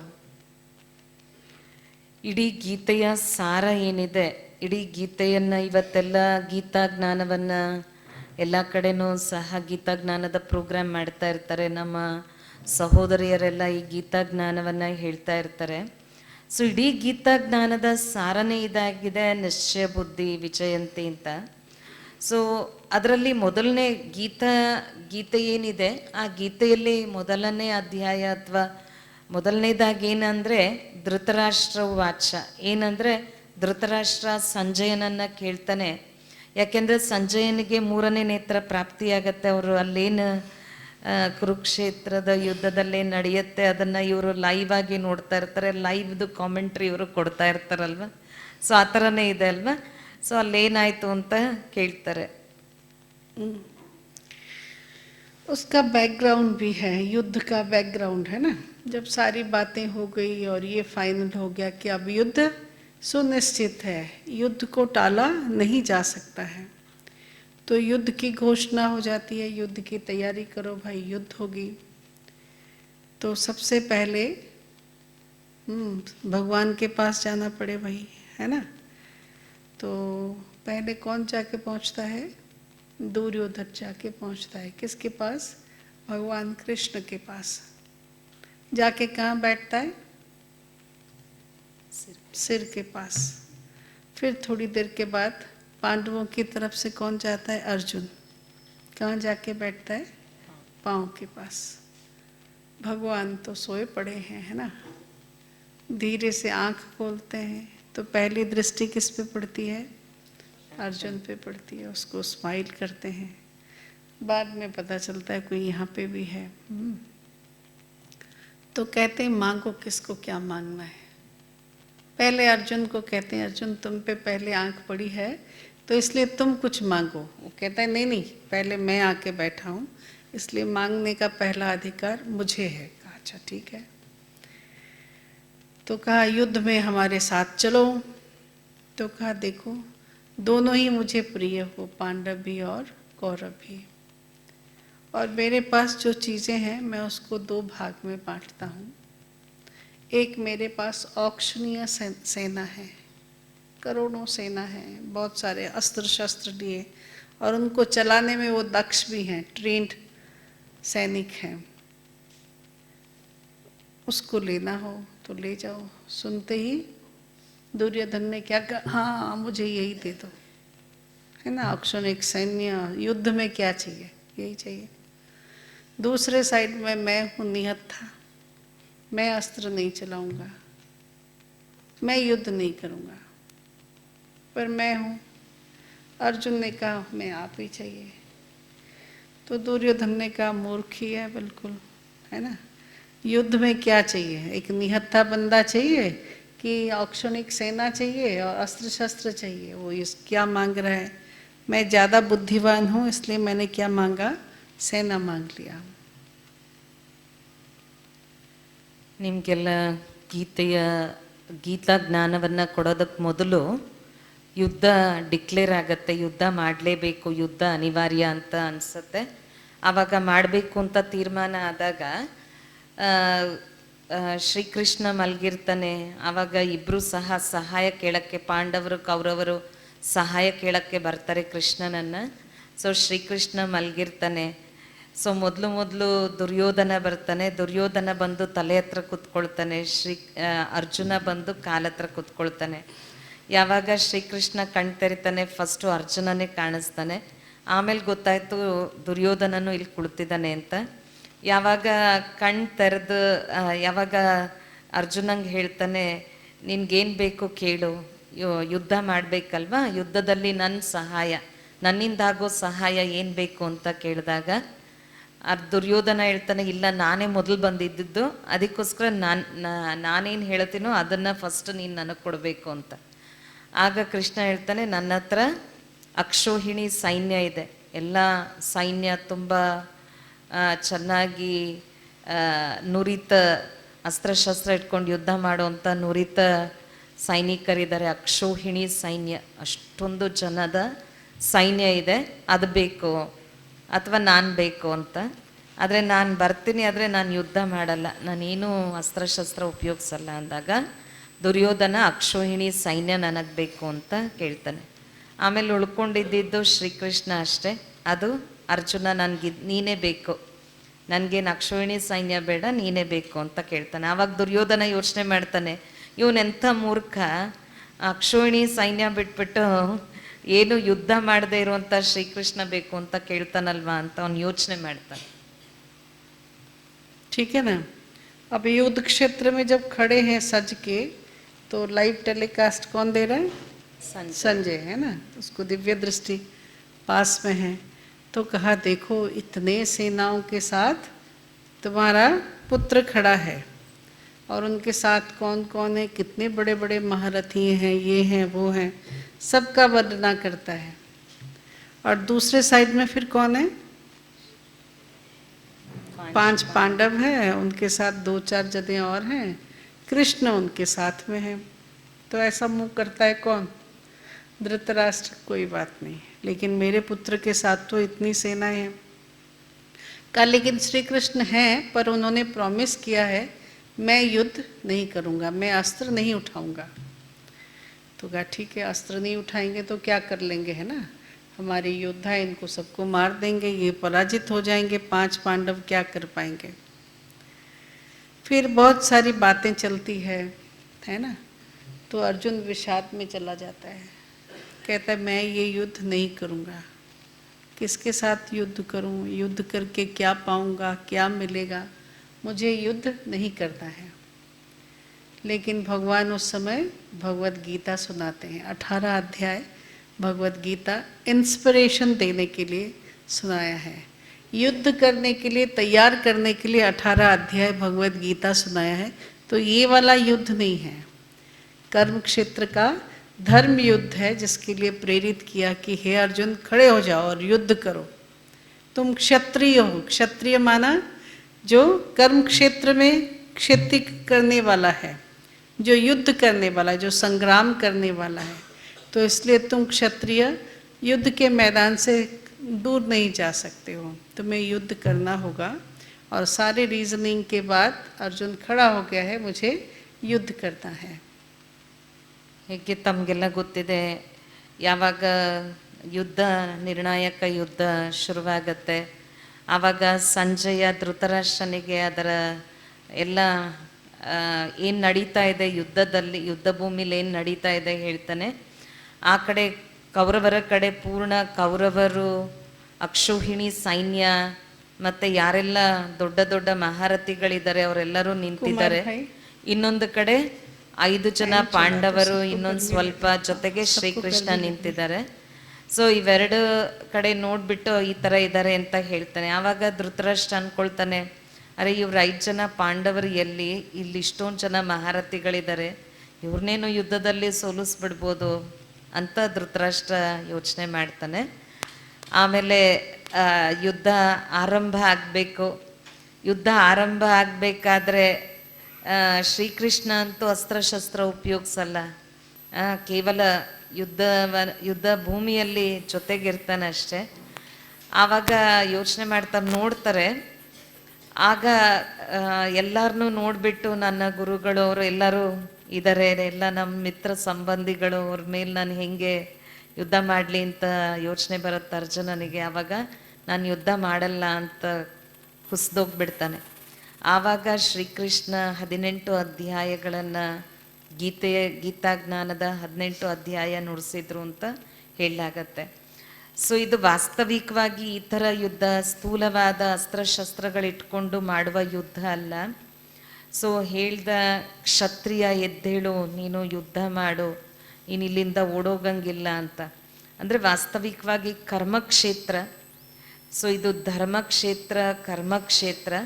ಇಲ್ಲಿ ಇದು ಜೀವನದ ಸಂಗ್ರಾಮ, ಇಲ್ಲಿ ನಾವು ಯುದ್ಧ ಮಾಡಬೇಕಾಗಿದೆ. ठीक है ना। अब अर्जुन तैयार हो गया है कि मुझे युद्ध करना है, ठीक है कि नहीं। जब अर्जुन तैयार हो गया है युद्ध करने के लिए और शंखनाद बजने शुरू हो गए युद्ध के लिए, तो धृतराष्ट्र पूछते हैं फिर से किसको? संजय को, कि हे संजय, तुम्हें क्या लगता है कौन जीतेगा, कौन हारेगा मेरे पुत्र और अर्जुन के बीच में? तो 18 अध्याय भगवत गीता सुनने के बाद भगवत गीता का जो अंतिम श्लोक है वो संजय उवाच है। संजय बोलता है, क्या बोलता है? यत्र योगेश्वर कृष्ण यत्र पार्थ धनुर्धर तत्र श्री विजयर्भूति ध्रुवा नीति मतिर्ममा। हे राजन, जहाँ पे स्वयं योगेश्वर कृष्ण है और जहाँ धनुर्धर पार्थ है, माना पुरुषार्थी अर्जुन है जो युद्ध करना चाहता है, पुरुषार्थ करना चाहता है, तत्र श्री विजय भ्रूति, वहाँ ही विजय हो सकता है, विजय श्री वही होगा। ध्रुवा नीति मतिर्ममा, ध्रुव की तरह सत्य बात मैं आपको कहता हूँ। ये मेरा मत है, ये मेरा ओपिनियन है, पर ये ओपिनियन ध्रुव की तरह सत्य है। ठीक है, तो कहाँ विजय है? जहाँ भगवान है, यत्र योगेश्वर कृष्ण। फिर दूसरा कौन है? पार्थ धनुर्धरा। ऐसे वाला अर्जुन नहीं, कौन सा वाला? विषाद करने वाला अर्जुन। कौन से वाला अर्जुन है? जो धनुर्धर है, मतलब धनुष लेके खड़ा है, युद्ध करने के लिए तैयार है, जो पुरुषार्थी है। जब व्यक्ति पुरुषार्थ करता है और साथ में भगवान को रखता है, उसका विजय होना सुनिश्चित है। ಯಾರ ಜೊತೆ ಭಗವಂತ ಇದ್ದಾನೆ, ಯೋಗೇಶ್ವರ ಇದ್ದಾನೆ. ಯಾವಾಗ ಧೃತರಾಷ್ಟ್ರನಿಗೆ ಸಂಜಯ ಎಲ್ಲ ಹೇಳ್ತಾ ಇರಬೇಕಾದ್ರೆ 18 ಅಧ್ಯಾಯಗಳು ಪೂರ್ಣ ಆಯಿತು. ಇವಾಗ ಯುದ್ಧ ಮಾಡಲಿಕ್ಕೆ ಅರ್ಜುನ ತಯಾರಾದ. ಆಗ ಧೃತರಾಷ್ಟ್ರ ಕೇಳ್ತಾನೆ ಸಂಜಯನನ್ನು, ಯಾರು ಗೆಲ್ಬೋದು ಅಂತ.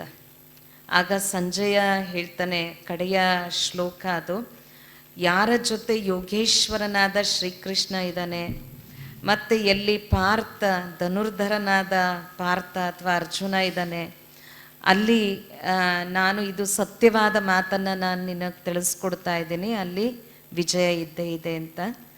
ಸೊ ವಿಜಯ ಪಾಂಡವರದಾಗತ್ತೆ ಅಂತ ಹೇಳ್ತಾರೆ.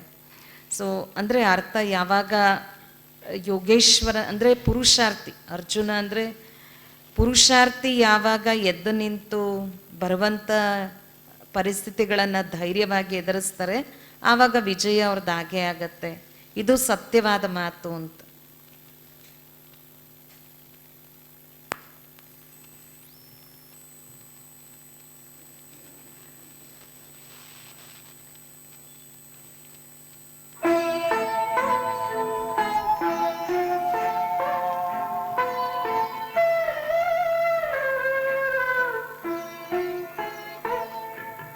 शिव पिता को अब याद करो, मुक्ति धाम तुम्हें जाना है।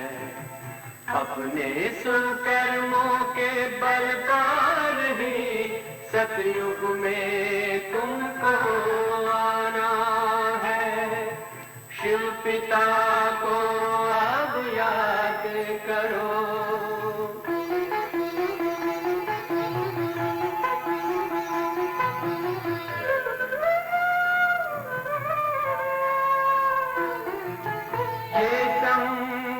का स्वर्णिम युग है, शिव पिता फिर से आया है।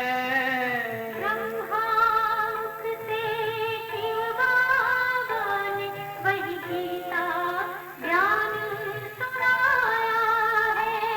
कलयुग का अंत अब आया है, विकराल विनाश खड़ा आगे।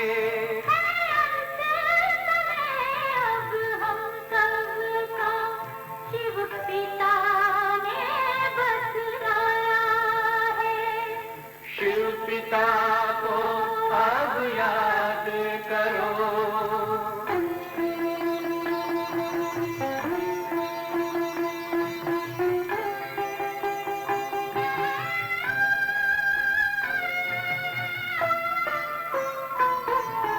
पांडव शिव शक्ति सेना की रणभेरी अब फिर बजती है।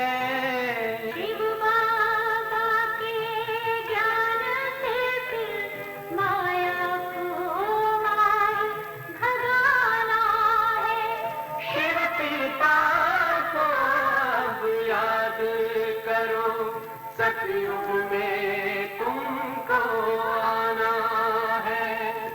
शिव पिता को अब याद करो, मुक्ति धाम तुम्हें जाना है। अपने सुकर्मों के बल पर ही सतयुग में अब तुम्हें आना है। धाम में तुम्हें सतयुग में अब तुम्हें आना है। धाम में तुम्हें जाना है।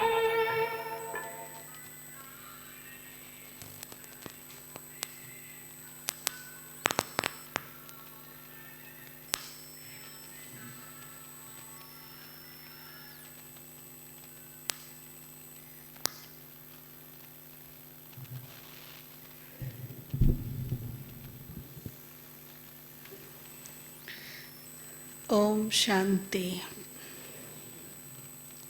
तो सारे भगवद गीता का सार क्या है? जिसके साथ भगवान है विजय उसकी सुनिश्चित है ना। लेकिन कभी कभी हम सोचते हैं, दुनिया वाले कहते हैं कि ये भगवान भगवान कहना भीरू लोगों का काम है, भयभीत जो होते हैं ना, ऐसे डरपोक लोगों का काम है भगवान भगवान करना। अगर आपके भुजाओं में ताकत है तो आप वैसे ही जीत जाएंगे, है ना। भगवान को घसीटने की ज़रूरत नहीं है। भगवान क्या करेंगे? आप जो चाहो वो कर सकते हो, अपनी किस्मत की लकीर खुद खींचो। कर्म प्रधान संसार में सबसे बड़ी चीज़ तो कर्म है ना। कर्म योग भी भगवत गीता में आया है। तो कर्ममय संसार में सबसे बड़ी चीज़ कर्म है। आप कर्म करो, हर बात में भगवान भगवान करने से क्या होगा? ऐसा लोग सोचते हैं। ಈ ರೀತಿ ನೀವು ಕೇಳಿದ್ರಿ, ಭಗವಂತ ಯಾರ ಜೊತೆ ಇರ್ತಾರೆ ಅಲ್ಲಿ ವಿಜಯ ಖಂಡಿತ ಅಂತ. ಭಗವಂತನನ್ನ ಜೊತೆಗಾರ ಮಾಡಿಕೊಂಡ್ರೆ, ಭಗವಂತನ ಮೇಲೆ ಸಂಪೂರ್ಣ ನಿಶ್ಚಯ ಇಟ್ಟರೆ ವಿಜಯ ಖಂಡಿತ ಆಗತ್ತೆ ಅಂತ. ಆದರೆ ಕೆಲವರು ಹೇಳ್ತಾರೆ, ನಾವು ಯಾವಾಗಲೂ ಭಗವಂತ ಭಗವಂತ ಅಂತ ಹೇಳಿದರೆ, ಅನೇಕರು ಹೇಳ್ತಾರೆ ಮಾಡುವ ಕರ್ಮ ಸರಿಯಾಗಿ ಮಾಡೋ ಕರ್ಮ ಸರಿಯಾಗಿ ಮಾಡಿದ್ರೆ ಅದೇ ಎಲ್ಲನೂ ಕಾಯಕವೇ ಕೈಲಾಸ ಅಂತಾರಲ್ವ. ಅದಕ್ಕೆ ಕೆಲಸ ಸರಿಯಾಗಿ ಮಾಡಬೇಕು, ಅದರಲ್ಲಿ ನೀವು ವಿನ್ ಆಗ್ತಾರೆ. ಭಗವಂತನ ಯಾಕೆ ನೀವು ಅದರಲ್ಲಿ ಎಳಿತೀರಾ? ನೀವು ಮಾಡೋದು ಸರಿಯಾಗಿರಬೇಕು ಅಂತ ಹೇಳ್ತಾರೆ. एक वाक्य ऐसे महाभारत में भी होता है। एक महाभारत की कहानी बताते हैं ना, बताएंगे। कहानी बता रहे हैं भाई, अभी शुरू हो की कहानी शुरू करते हैं। हाँ, ಇನ್ನೊಂದು ಕತೆ ಹೇಳ್ತಾರೆ. हाँ, तो कहानी इस प्रकार से है कि अर्जुन जा रहे हैं किस लिए? स्वयंवर में। द्रौपदी का स्वयंवर है और स्वयंवर में कंडीशन क्या था? मछली जो ऊपर घूम रही है उसके आँख में तीर मारना है। कैसे? नीचे जल में उसका रिफ्लेक्शन देख करके, है ना। अर्जुन बड़ा एक्साइटेड, मैं जाऊंगा। जब उसको कहा गया अर्जुन चलो, कहा मैं जाऊंगा, इसमें क्या बड़ी बात है। एक मछली की आँख में तीर मारना मेरे बाएं हाथ का काम है, अब मैं जाता हूँ। जब जाने लगे तो भगवान उनको एडवाइस देने लग गए, अर्जुन जब तुम जाओ वहाँ तो सबसे पहले तो ऊपर चलते हुए मछली को देखना, फिर मछली की आँख को देखना, फिर जल में उसका रिफ्लेक्शन देखना, फिर जल के रिफ्लेक्शन में मछली की आँख को देखना, फिर तीर ऐसे लगाना और धनुष ऐसे करना, तीर चलाना। तो अर्जुन ने कहा एक्सक्यूज़ मी, इस जमाने का सर्वश्रेष्ठ धनुर्धर कौन? मैं या आप? आप मुझे सिखा रहे हो कि धनुष कैसे चलाना है? मुझे सब आता है, मैं सब कर सकता हूँ। कहा नहीं, फिर भी अर्जुन मैं तुम्हें एडवाइस करता हूँ कि मुझे तुम्हें कुछ कहना है, मैं तुम्हारे साथ चलता हूँ। कहा चलो तो भी ठीक है, नहीं भी चलोगे तो मैं ये सब कुछ कर सकता हूँ। कहा नहीं, तुम अकेला ये नहीं कर सकते हो, इसलिए मुझे जाना पड़ेगा। अर्जुन के अभिमान को बड़ा ठेस पहुँचा। इतना सा काम, क्या आपके बिना मैं इतना सा काम नहीं कर सकता हूँ? कर सकता हूँ। अच्छा आप बताइए, आप वहाँ क्या करने वाले हैं? सब कुछ तो मैं ही करने वाला हूँ। धनुष भी मैं ही पकड़ूंगा, मछली भी मैं ही देखूंगा, आँख भी मैं देखूंगा, पानी भी मैं ही देखूंगा, और मछली की आँख भी मैं, सब कुछ तो मैं ही करने वाला हूँ। आपका वहाँ क्या रोल है वो मुझे बताइए। तो कहा अच्छा ठीक है बताता हूँ मेरा क्या रोल है। कहा अर्जुन तुम वो कर लेना जो तुम कर सकते हो, मैं वो करूँगा जो तुम नहीं कर सकते हो। अब तो अर्जुन को बहुत अपमान लगने लग गया, कह लो भाई इतने से काम में मैं कुछ कर नहीं सकता हूँ जो भगवान करेंगे। तो उसने कहा अच्छा भगवंते बताइए आप ऐसा क्या करने वाले हैं जो मैं नहीं कर सकता हूँ। तो भगवान ने कहा अर्जुन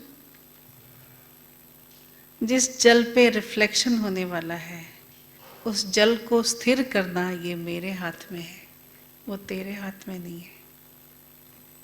तो उस पानी को स्थिर नहीं कर सकता है, और जब तक पानी में स्थिरता नहीं हो उसमें रिफ्लेक्शन नहीं दिखाई दे सकता है, और तू तीर नहीं मार सकता है, निशाना नहीं कर सकता है।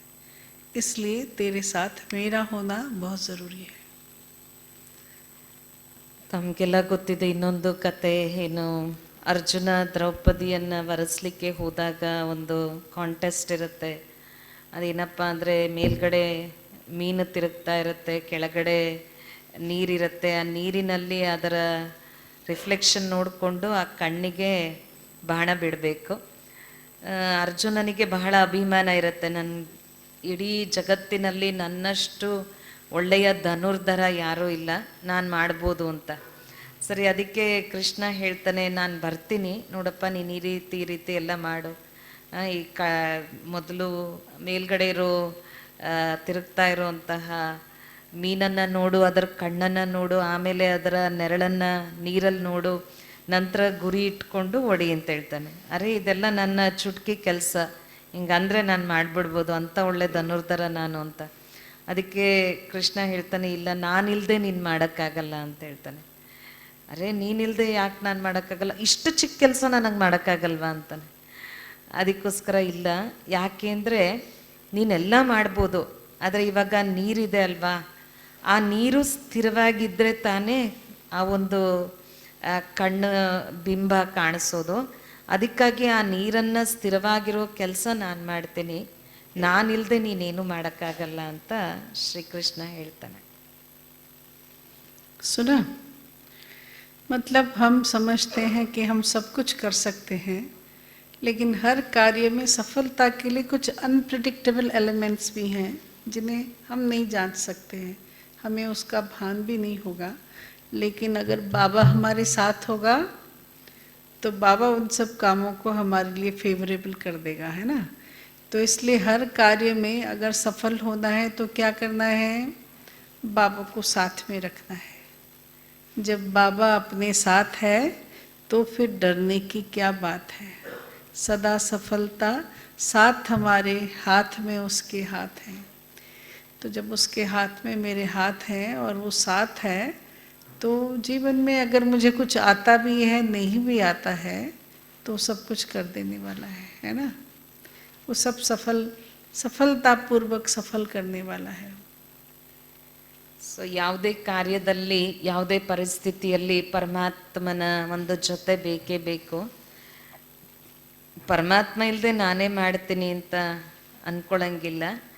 ಯಾಕೆಂದರೆ ಕೆಲವಂತಹ ಗೊತ್ತಿಲ್ಲದೆ ಇರುವಂತಹ ಗುಪ್ತವಾದ ಕಾರ್ಯವನ್ನು ಪರಮಾತ್ಮ ಮಾಡೋವಂಥದ್ದಿದೆ, ಅದು ನಮ್ಗೆ ಗೊತ್ತೇ ಇಲ್ಲ.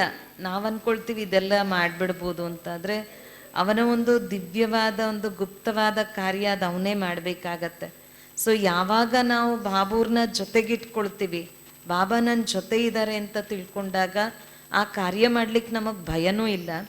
ಮತ್ತು ಯಾವ ಕಾರ್ಯ ಮಾಡ್ತೀವೋ ಬಾಬೂರ್ನ ಜೊತೆಗಿಟ್ಕೊಂಡು ಅದರಲ್ಲಿ ಖಂಡಿತ ಸಫಲತೆ ಸಿಕ್ಕೇ ಸಿಗತ್ತೆ. ಸಫಲತೆ ಸಿಗದೇ ಇರೋಕ್ಕೆ ಅಸಾಧ್ಯ, ಸಿಕ್ಕೇ ಸಿಗತ್ತೆ, ಇದು ಗ್ಯಾರಂಟಿ. ಅದಕ್ಕಾಗಿ ಯಾವುದೇ ಕಾರ್ಯವನ್ನು ನಾವು ಪರಮಾತ್ಮನನ್ನು ಜೊತೆ ಮಾಡಿಕೊಂಡು ಕಾರ್ಯ ಮಾಡಿದಾಗ ಸಫಲತೆ ಖಂಡಿತ ಆಗತ್ತೆ. सुना, इसलिए अगर सफल रहना है जीवन में हर क्षेत्र में, है ना, तो किसको पकड़ के रखना है, बाबा को। बाबा को पता है जीवन में क्या बातें आने वाली हैं, क्या बातें नहीं आने वाली हैं, कहाँ हम डगमग हो सकते हैं। कई बार दुनिया में जो चीज़ जैसी दिखाई देती है वो वैसी होती नहीं है, तो हम उन लोगों से बड़े इनोसेंटली डील करते हैं, पर लोगों के मन में भावनाएं अलग होती हैं, परिस्थितियां अलग होती हैं, पता नहीं कितना कुछ होता है। हमारा मन साफ होता है, हम बाबा के भोले भोले बच्चे हैं, लेकिन दुनिया वाले भोले नहीं होते हैं, वो तो गजब के गोले होते हैं ना। तो उनके मन में क्या कैसा चलता है, तो कभी कभी लगता है कि ऐसे संसार में हम कैसे चल सकते हैं। लेकिन अगर बाबा साथ में है तो किसी भी परिस्थिति से कोई भय करने की जरूरत नहीं है। दुनिया की हर परिस्थिति से बचाने वाला कौन? मेरा बाबा। और जब वो बाबा साथ में है तो दुनिया के रचे हुई हर परिस्थितियाँ, उस परिस्थिति से हम पार हो जाएंगे और हम जीत जाएंगे। हमारा कोई भी बाल बांका नहीं कर सकता है। देखो, हाँ, है ना, क्या कहते हैं, जाको राखे साइया, हिंदी में कहते हैं ना, जाको राखे साइया मार सके न कोई, बाल न बांका कीजिए जो जग वैरी होई। अगर सारा जगत, सारा संसार भी वैरी हो जाए तो भी जो निश्चय बुद्धि बच्चे हैं उसका कोई बाल भी बांका नहीं कर सकता है ना, वो हमेशा विजयी रहेगा। तो इसलिए हम बच्चों को हमेशा किसको साथ में रखना है? बाबा को साथ में रखना है। ಯಾವಾಗ ನಾವು ಪರಮಾತ್ಮನನ್ನ ಜೊತೆಗಿಟ್ಕೊಳ್ತೀವಿ, ಯಾರು ನಮ್ಮ ಕೂದಲೆಳೆನೂ ಅಲುಗಾಡಿಸ್ಲಿಕ್ಕೆ ಸಾಧ್ಯ ಇಲ್ಲ. ಎಂತಹ ದೊಡ್ಡ ದೊಡ್ಡ ಪರಿಸ್ಥಿತಿ ಬರಲಿ, ಬಾಬೂರು ಯಾವ ರೀತಿ ಮಾಡಿಬಿಡ್ತಾರೆ ಅದು ನಮಗೆ ಗೊತ್ತೇ ಆಗಲ್ಲ. ನಾವು ತುಂಬ ಮುಗ್ಧ ಬಾಬೂರ್ ಮಕ್ಕಳು, ಪ್ರಪಂಚದವ್ರು ತುಂಬ ಬುದ್ಧಿವಂತರು, ಆದರೆ ಅವ್ರಿಗೆ ಆ ರೀತಿ ಬುದ್ಧಿವಂತಿಕೆ ಇದೆ, ನಮಗೇನೂ ಗೊತ್ತಿಲ್ಲ. ಆದರೆ ಬಾಬೂರ್ನ ನಾವು ಜೊತೆಗಿಟ್ಕೊಂಡಾಗ ಅವ್ರು ಏನು ಮಾಡಿದರೂ ಸಹ ನಮಗೆ ಎಂಥ ದೊಡ್ಡ ಪರಿಸ್ಥಿತಿ ಬಂದರೂ ನಾವು ಅದನ್ನು ಧೈರ್ಯವಾಗಿ ಎದುರಿಸ್ಬೋದು. ಬಾಬಾ ನಮ್ಮ ಜೊತೆಗಿರ್ತಾರೆ, ಯಾರು ನಮಗೇನೂ ಸಹ ಮಾಡಲಿಕ್ಕೆ ಸಾಧ್ಯ ಇಲ್ಲ. ठीक, एक और कहानी सुनो, महाभारत की, है ना। जब भगवान साथ है, दुनिया वाले किसी भी रूप में आए, मन में खोट होगा लेकिन मुख से प्यार से बोलेंगे, है ना, तो हमको लगता है कि ये व्यक्ति तो बहुत अच्छा है ना, और हम धोखे में आ जाते हैं। लेकिन जब भगवान साथ में है तो वो सब चीज़ें, सब बातों से हमें सेफ कर देते हैं। फिर हमें चिंता करने की ज़रूरत नहीं है, एक ही काम कर। लिखा होता है ना अभी का, बड़ा अच्छा कैप्शन है जो बाबा के बच्चों के लिए लिखा रहता है, यदि तुम मेरा ध्यान, ये क्या कहा, बाबा की याद में रहने वाले बच्चों के लिए सोचने का काम भी बाबा करता है। तुम्हें सोचने की ज़रूरत नहीं है, तुम चिंता मत करो बच्चे, क्यों, मैं बैठा हूँ ना, तो इसलिए तुम क्यों चिंता करते हो। हाँ, कभी कभी ऐसा लगता है कि बाबा के साथ होने से क्या हो सकता है। बड़े बड़े महारथियों, चाहे संसार में कितने बड़े बड़े रथी, कितने अपने आप को बहुत बलवान बलिष्ठ समझने वाले पांडवों की तरह 5 भाई भी हों, लेकिन जब परिस्थिति आती है तो कौन सा मुखौटा पहन के कब आ जाए नहीं पता। तो उस समय हमें कौन सुरक्षा करता है? कौन मेरी रक्षा करने वाला है? मेरा बाबा। बाबा को साथ में रखना है, बस हाथ पकड़ के बाबा को साथ में रखना है। फिर जब बाबा साथ है तो बच्चे क्या गीत गाते हैं, ये मत कहो खुदा से मेरी मुश्किलें बड़ी है, ये मुश्किलों से कह दो मेरा खुदा बड़ा है ना। तो जब इतना बड़ा बाबा है तो फिर चिंता करने की ज़रूरत नहीं है। लेकिन क्या होना चाहिए? संपूर्ण निश्चय बुद्धि, और निश्चय हाथ में उसके हाथ है। अब बाबा का हाथ कौन सा है जिसको पकड़ के रखना है? वो तो निराकार है, उसके तो हाथ नहीं है। अब कौन सा हाथ पकड़ के रखना है? बोलो, श्रीमत का हाथ, है ना। बाबा ने इस भवसागर में, इस कलयुगी दुनिया के घोर, क्या कहें, जैसी भी आत्माएं हैं चारों ओर, कैसी भी परिस्थितियां हैं, उन सब में अगर सेफ्टी चाहिए तो क्या करो? बाबा के श्रीमत का हाथ पकड़े रखो, बाकी सब चीज़ें बाबा संभाल लेंगे, है ना। तो उस पर ये कहानी है। ನಿಶ್ಚಯ ಇರಬೇಕು ಬಾಬೂರ್ ಮೇಲೆ, ಬಾಬೂರ್ನ ಸದಾ ಜೊತೆಗಿಟ್ಕೊಳ್ಬೇಕು, ಬಾಬೂರ್ ಕೈಯಲ್ಲಿ ಕೈ ಇಡಬೇಕು. ನೀವು ಅಂದ್ಕೊಳ್ಬೋದು ಶಿವಬಾಬಾ ಅಂತೂ ನಿರಾಕಾರ, ಅವನ ಕೈಯಲ್ಲಿ ಹೆಂಗೆ ಕೈ ಇಡೋದು ಅಂತ. ಆದರೆ ತಂದೆಯ ಶ್ರೀಮತದ ಕೈ ಅಂದರೆ ಶ್ರೀಮತವನ್ನು ಯಾವಾಗಲೂ ಬಿಡಬಾರ್ದು. ಯಾವಾಗ ಎಂಥ ಪರಿಸ್ಥಿತಿ, ಎಂಥ ದೊಡ್ಡ ಪರಿಸ್ಥಿತಿ ಬರಲಿ, ಏನೇ ಬರಲಿ, ಬಾಬೂರ ಶ್ರೀಮತದ ಕೈಯನ್ನು ಇಟ್ಕೊಂಡಾಗ ನಮಗೇನೂ ಆಗಲ್ಲ. ಒಂದು ಹಾಡಿದೆ ಅಲ್ವಾ, ಯಾರ ಜೊತೆ ಭಗವಂತ ಇದ್ದಾನೆ ಅವ್ರಿಗೆ ಎಂಥ ಕಷ್ಟಗಳು ಸಹ ಕಷ್ಟಗಳಿಗೆ ಹೇಳ್ಬೇಕಂತೆ, ನಿನಗೇನೂ ಆಗಲ್ಲ, ನನ್ನ ಜೊತೆ ಭಗವಂತ ಇದ್ದಾನೆ ಅಂತ. ನನ್ನ ಜೊತೆ ಯಾರಿದ್ದಾರೆ ಗೊತ್ತಾ, ನನ್ನ ಜೊತೆ ಭಗವಂತ ಇದ್ದಾನೆ ಅಂತ. ಅದಕ್ಕಾಗಿ ಕಷ್ಟಗಳು ಸಹ ಏನೂ ಅನಿಸಲ್ಲ. ಅದಕ್ಕಾಗಿ ಬಾಬೂರ್ನ ಸದಾ ಜೊತೆ ಇಟ್ಕೊಳ್ಬೇಕು. सुनाए कहानी, सुनाए ना, याद रहता है ना सब कहानी. बीच बीच में उसको वेरीफाई करना अपने आप से बड़ा अच्छा लगता है. मेरा पर्सनल अनुभव ये है कि जब वही बातें कहानियों के आकार से हम सोचते हैं ना, तो वो जो इमोशनल एनर्जी है कहानी में, वो हमें बड़ा बूस्ट करता है. फिर कोई भी परिस्थिति का हम केयर नहीं करते हैं. क्यों? ये मत कहो खुदा से मेरी मुश्किलें बड़ी है, ये मुश्किलों से कह दो मेरा खुदा बड़ा है. और एक सुंदर गीत है बाबा के यहाँ पे, हाँ सुनना, मतलब आप लोगों के यहाँ तो मैंने देखा गीत ट्रांसलेट होकर के भी बड़े अच्छे अच्छे बने हुए हैं, तो वो गीत भी बहुत अच्छा है. झरनों से संगीत है झरता, पत्थर के टकराने से तूफान भी तोहफा बन जाता, तुमको मीत बनाने से, प्रभु को मीत बनाने से. हाँ, जब आप प्रभु को अपना मीत बनाते हो तो बड़े बड़े तूफान तोहफा बन जाते हैं. क्यों? झरने का वैसे पानी डाल दो, कितना भी डालो म्यूज़िक होता है, लेकिन जब झरने से पत्थर से टकराता है पानी तो, हाँ आपके यहाँ फाउंटेन्स है ना, तो वहाँ पे फॉल्स हैं, फाउंटेन्स हैं, और पानी जहाँ से जोर जोर से नीचे गिरता है और पत्थर के ऊपर से गिरता है तो क्या सुनाई देता है? म्यूज़िक सुनाई देता है. तो ज़िंदगी के जो प्रॉब्लम्स हैं, अगर कितने भी बड़े प्रॉब्लम हैं, कितना भी बड़ा प्रॉब्लम है, बाबा के बच्चों के लिए प्रॉब्लम नो प्रॉब्लम. क्यों? बाबा बैठा है ना, तो बाबा उसमें संगीतमय करके हर प्रॉब्लम से हमें कुछ शिक्षा देता है, हमें कुछ गिफ्ट देता है.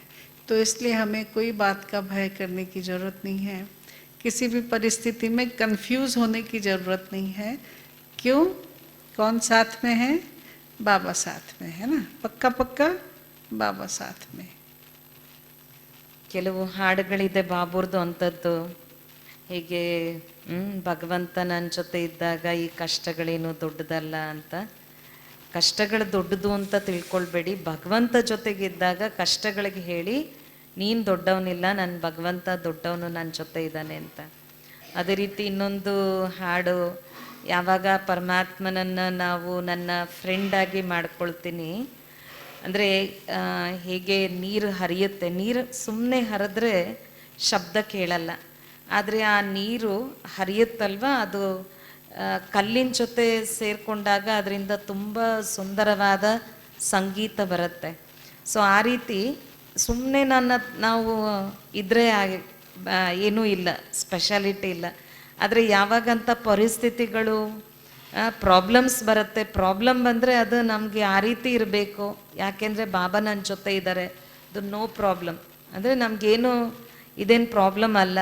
ಸೊ ಆ ರೀತಿ ನಾವು ಬಾಬೂರ್ನ ಜೊತೆಗಿಟ್ಕೊಳ್ಬೇಕು, ಇದೇನು ದೊಡ್ಡ ಕಷ್ಟ ಅಲ್ಲ, ಯಾಕೆಂದರೆ ಬಾಬಾ ನನ್ನ ಜೊತೆ ಇದ್ದಾರೆ. ये भी महाभारत की कहानी है ना. लड़ाई पूरा हो गया, सारे कौरव मर गए, पांडव जीत गए. जब आप जीत के आते हैं, घर में कोई स्वागत करने वाला नहीं हो तो कितना बुरा लगता है ना. भले कोई भी नहीं थे, लेकिन कौन थे? 3 जने थे, बुजुर्ग 3 है ना. धृतराष्ट्र थे, गांधारी थी, माता कुंती थी. 3 जने स्वागत करने के लिए थे. तो जब वो स्वागत करने आ गए तो इनको विजय का थोड़ा जैसे एहसास अच्छा लगा कि भाई हम जीत के आए हैं. तो इस आनंद में धृतराष्ट्र बहुत इमोशनल हो गए कि वाह भाई वाह, मेरे अनुज के पुत्र, पांडु के पुत्र जीत के आए हैं, तुम्हारे सिर पे विजय का सेहरा डला है, तो तुम बहुत अच्छे हो, मुझे तुम पे नाज है। और विशेष करके किस पे नाज है? भीम पर। भीम तुम कैसे हो? तुमने दुर्योधन जैसे महत्वाकांक्षी और ऐसा वैसा इतना बलवान भी, उसको तुमने मार दिया। तुम कैसे हो? मैं तुम्हें देखना चाहता हूँ, छूना चाहता हूँ, गले से लगा लेना चाहता हूँ। अब बोलो, जब ऐसे समय पे जब आप जीत के आए हो, आपके पिताजी नहीं हैं, आपके ताऊ आपको क्या कहते हैं, आओ मैं तुम्हें विजय के लिए गले लगाना चाहता हूँ, तो उस समय कैसा लगता है? एकदम। सबसे ज़्यादा इमोशनल कौन था पांडवों में से? भीम सबसे ज़्यादा इमोशनल थे, है ना। तो जैसे ही सुना भीम ने कि बड़े पिताजी गले लगाना चाहते हैं, तो भाग के आने लगा। तब भगवान ने कहा ठहरो, है ना। और क्या किया था उस समय? फौलाद का एक भीम बनाया था, जो बहुत ताकतवर और जो बहुत क्या कहें, बहुत एकदम बलवान फौलाद से बनाया था। लोहा का से भी बहुत ज़्यादा ताकतवर होता है फौलाद, फौलाद का बनाया था। वो फौलाद का भीम लेके किसको दे दिया? धृतराष्ट्र को दे दिया। धृतराष्ट्र ने उसको जोर से चपेट लिया, और जब जोर से क्या किया, हग कर लिया, तो इतना बड़ा फौलाद का वो जो भीम है वो एकदम टूट फूट के बिखर गया। भले धृतराष्ट्र नैनहीन थे, अंधे थे, उनको दिखाई नहीं देता था, लेकिन उनमें सहस्त्र हाथियों का बल था, क्योंकि थे तो मतलब क्या कहें, भरतवंशी थे ना, कुरु परिवार के ही ज्येष्ठ पुत्र थे, तो इसलिए उनके उनमें इतनी शक्ति थी। वो कोई खुश नहीं हो रहे थे, वो क्या चाहते थे? मेरे पुत्र को जिस भीम ने मारा है मैं उसको मार डालूंगा, है ना। लेकिन भीम थोड़ी इन बातों को समझेंगे, वो तो बड़े इमोशनल हो गए। किसने रक्षा किया? भगवान ने। तो जीवन में बहुत उतार चढ़ाव आएंगे, बहुत परिस्थितियां आएंगी। इस दुनिया के लोगों को हम नहीं पहचान पाएंगे, लेकिन कौन पहचानता है? मेरा बाबा ठीक पहचानता है। तो हर बात में किसको लेके जाना है साथ में, किसको रखना है पास में, किससे कंसल्ट करना है हर बात के लिए? बाबा से। बाबा ऐसा करूं? तो देखो बाबा क्या कहते हैं ना। बाबा कैसे कहेंगे?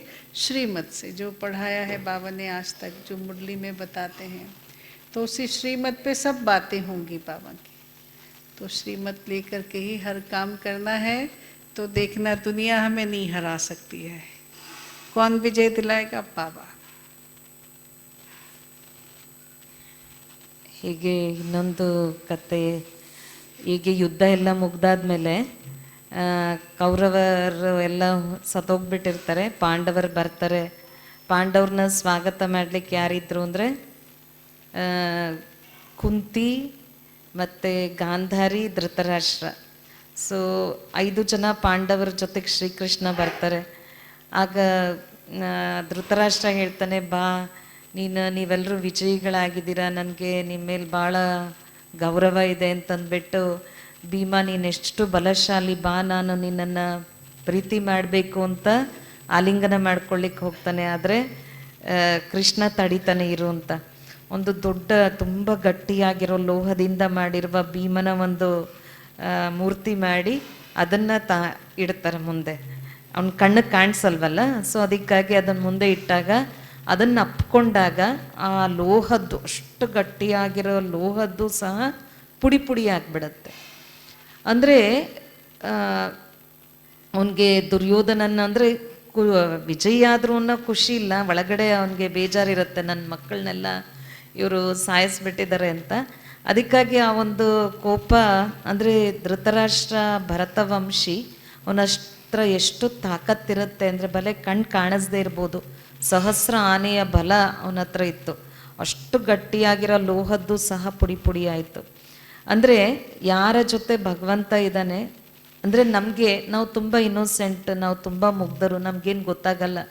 ಜಗತ್ತಿನವ್ರು ಏನೇನೋ ಮಾಡ್ತಾರೆ, ಏನೋ ಹೇಳ್ತಾರೆ, ನಮಗೆ ಅದ್ರ ಗೊತ್ತಾಗಲ್ಲ, ನಾವು ತುಂಬ ಇನ್ನೋಸೆಂಟ್ ಆಗಿರ್ತೀವಿ. ಆದರೆ ಬಾಬರವ್ರನ್ನ ಜೊತೆಗಿಟ್ಕೊಂಡಾಗ, ಬಾಬುರ ಶ್ರೀಮತದ ಕೈಯನ್ನು ನಾವು ಜೊತೆಲಿಟ್ಕೊಂಡಾಗ, ಶ್ರೀಮತದಂತೆ ನಡ್ಕೊಂಡಾಗ, ಪ್ರತಿಯೊಂದು ವಿಚಾರದಲ್ಲೂ ಬಾಬಾ ನಮ್ಮನ್ನು ರಕ್ಷಣೆ ಮಾಡ್ತಾರೆ. ಅದಕ್ಕೆ ಯಾವಾಗಲೂ ಏನೇ ಒಂದು ಕೆಲಸ ಮಾಡಬೇಕಾದ್ರೂ ಬಾಬೂರ್ ಜೊತೆ ವೆರಿಫೈ ಮಾಡ್ಕೊಳ್ಬೇಕು. ಬಾಬಾ ನಾನು ಈ ಕೆಲಸ ಮಾಡ್ತಿದ್ದೀನಿ, ನಾನು ಇದು ಮಾಡಲಾ. ಬಾಬೂರ್ ಜೊತೆ ಒಂದೊಂದು ಹೇಳಿ ನಾವು ಮಾಡಿದಾಗ ಬಾಬಾ ನಮಗೆ ಖಂಡಿತ ನಮ್ಮ ಜೊತೆ ಕೊಡ್ತಾರೆ. ಬಾಬಾ ನಮ್ಮ ಶ್ರೀಮತ ಪ್ರತಿಯೊಂದರಲ್ಲೂ ಬಾಬಾ ನಮಗೆ ಶ್ರೀಮತ ಹೇಳ್ತಾರೆ.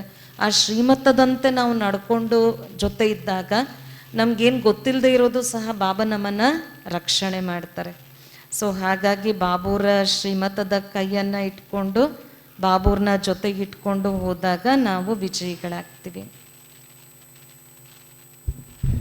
ओम शांति। सुना? तो बाबा को साथ में रखना है और विजयी होना है। निश्चय बुद्धि पक्का बनना है। अच्छा, आप लोगों को निश्चय बुद्धि के सारे पॉइंट्स बताए हैं ज्ञान के, है ना, किस किस बात पे हमें निश्चय होना चाहिए। तो जब समय मिले सबको बोलिए 108 निश्चय लिख दिया है? हाँ, लिखने लिख के रहे लिए हैं ना? बोला है। तो लिखिए। कोई लिख के दे रहे थे। अच्छा, नहीं, अपने डायरी में रखिए ताकि उसको बीच बीच में देख सकें। एक बार लिखा फिर उसको फेयर करें, सुंदर हैंड राइटिंग से दोबारा लिखें। जिस जिस पे मुझे निश्चय है उसको अंडरलाइन भी करें, है ना। तो देखना वो बहुत शक्ति देने वाली बात है, बहुत अच्छा लगेगा। ओम शांति।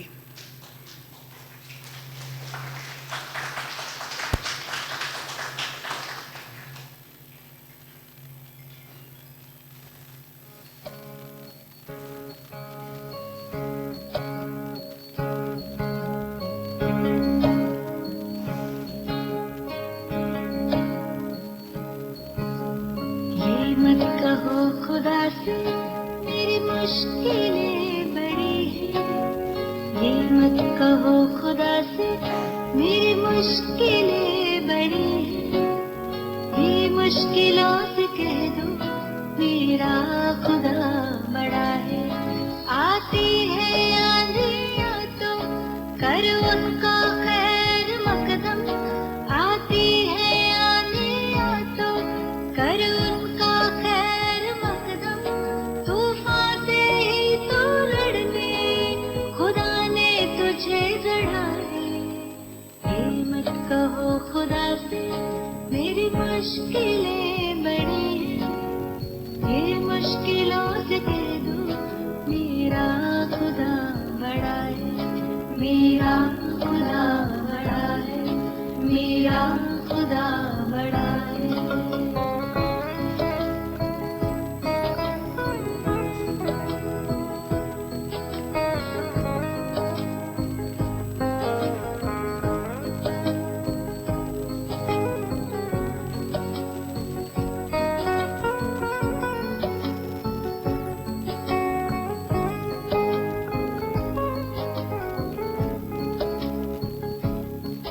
अग्नि में तप के सोना है और भी निखरना, अग्नि में तप के सोना है और भी निखरना, दुर्गम को पार करके हिमालय कोई चढ़ाए, लाएगी रंग मेहनत आखिर तुम्हारी एक दिन, लाएगी रंग मेहनत आखिर तुम्हारी एक दिन, होगा विशाल तरवर वो बीज जो पड़ा है।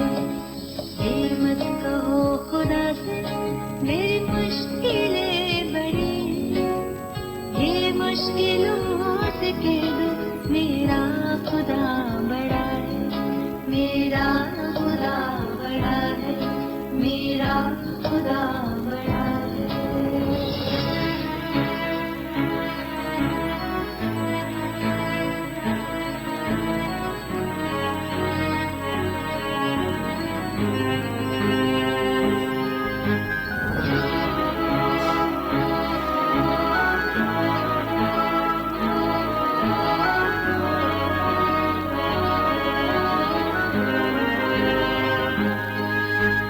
वो सर्व शक्तियों से जब साथ है हमारे, वो सर्व शक्तियों से जब साथ है हमारे, हर काम उसके रहते हर दिन हुआ पड़ा है, कभी हार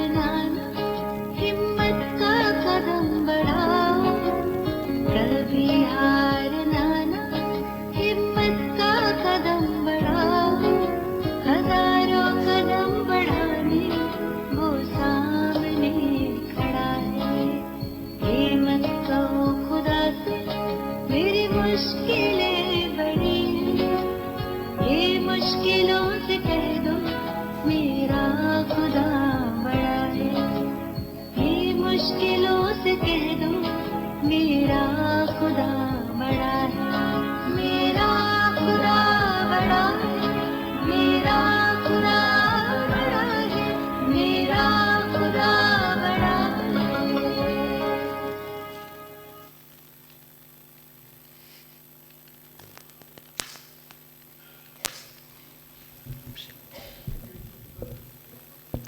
ಓಂ ಶಾಂತಿ.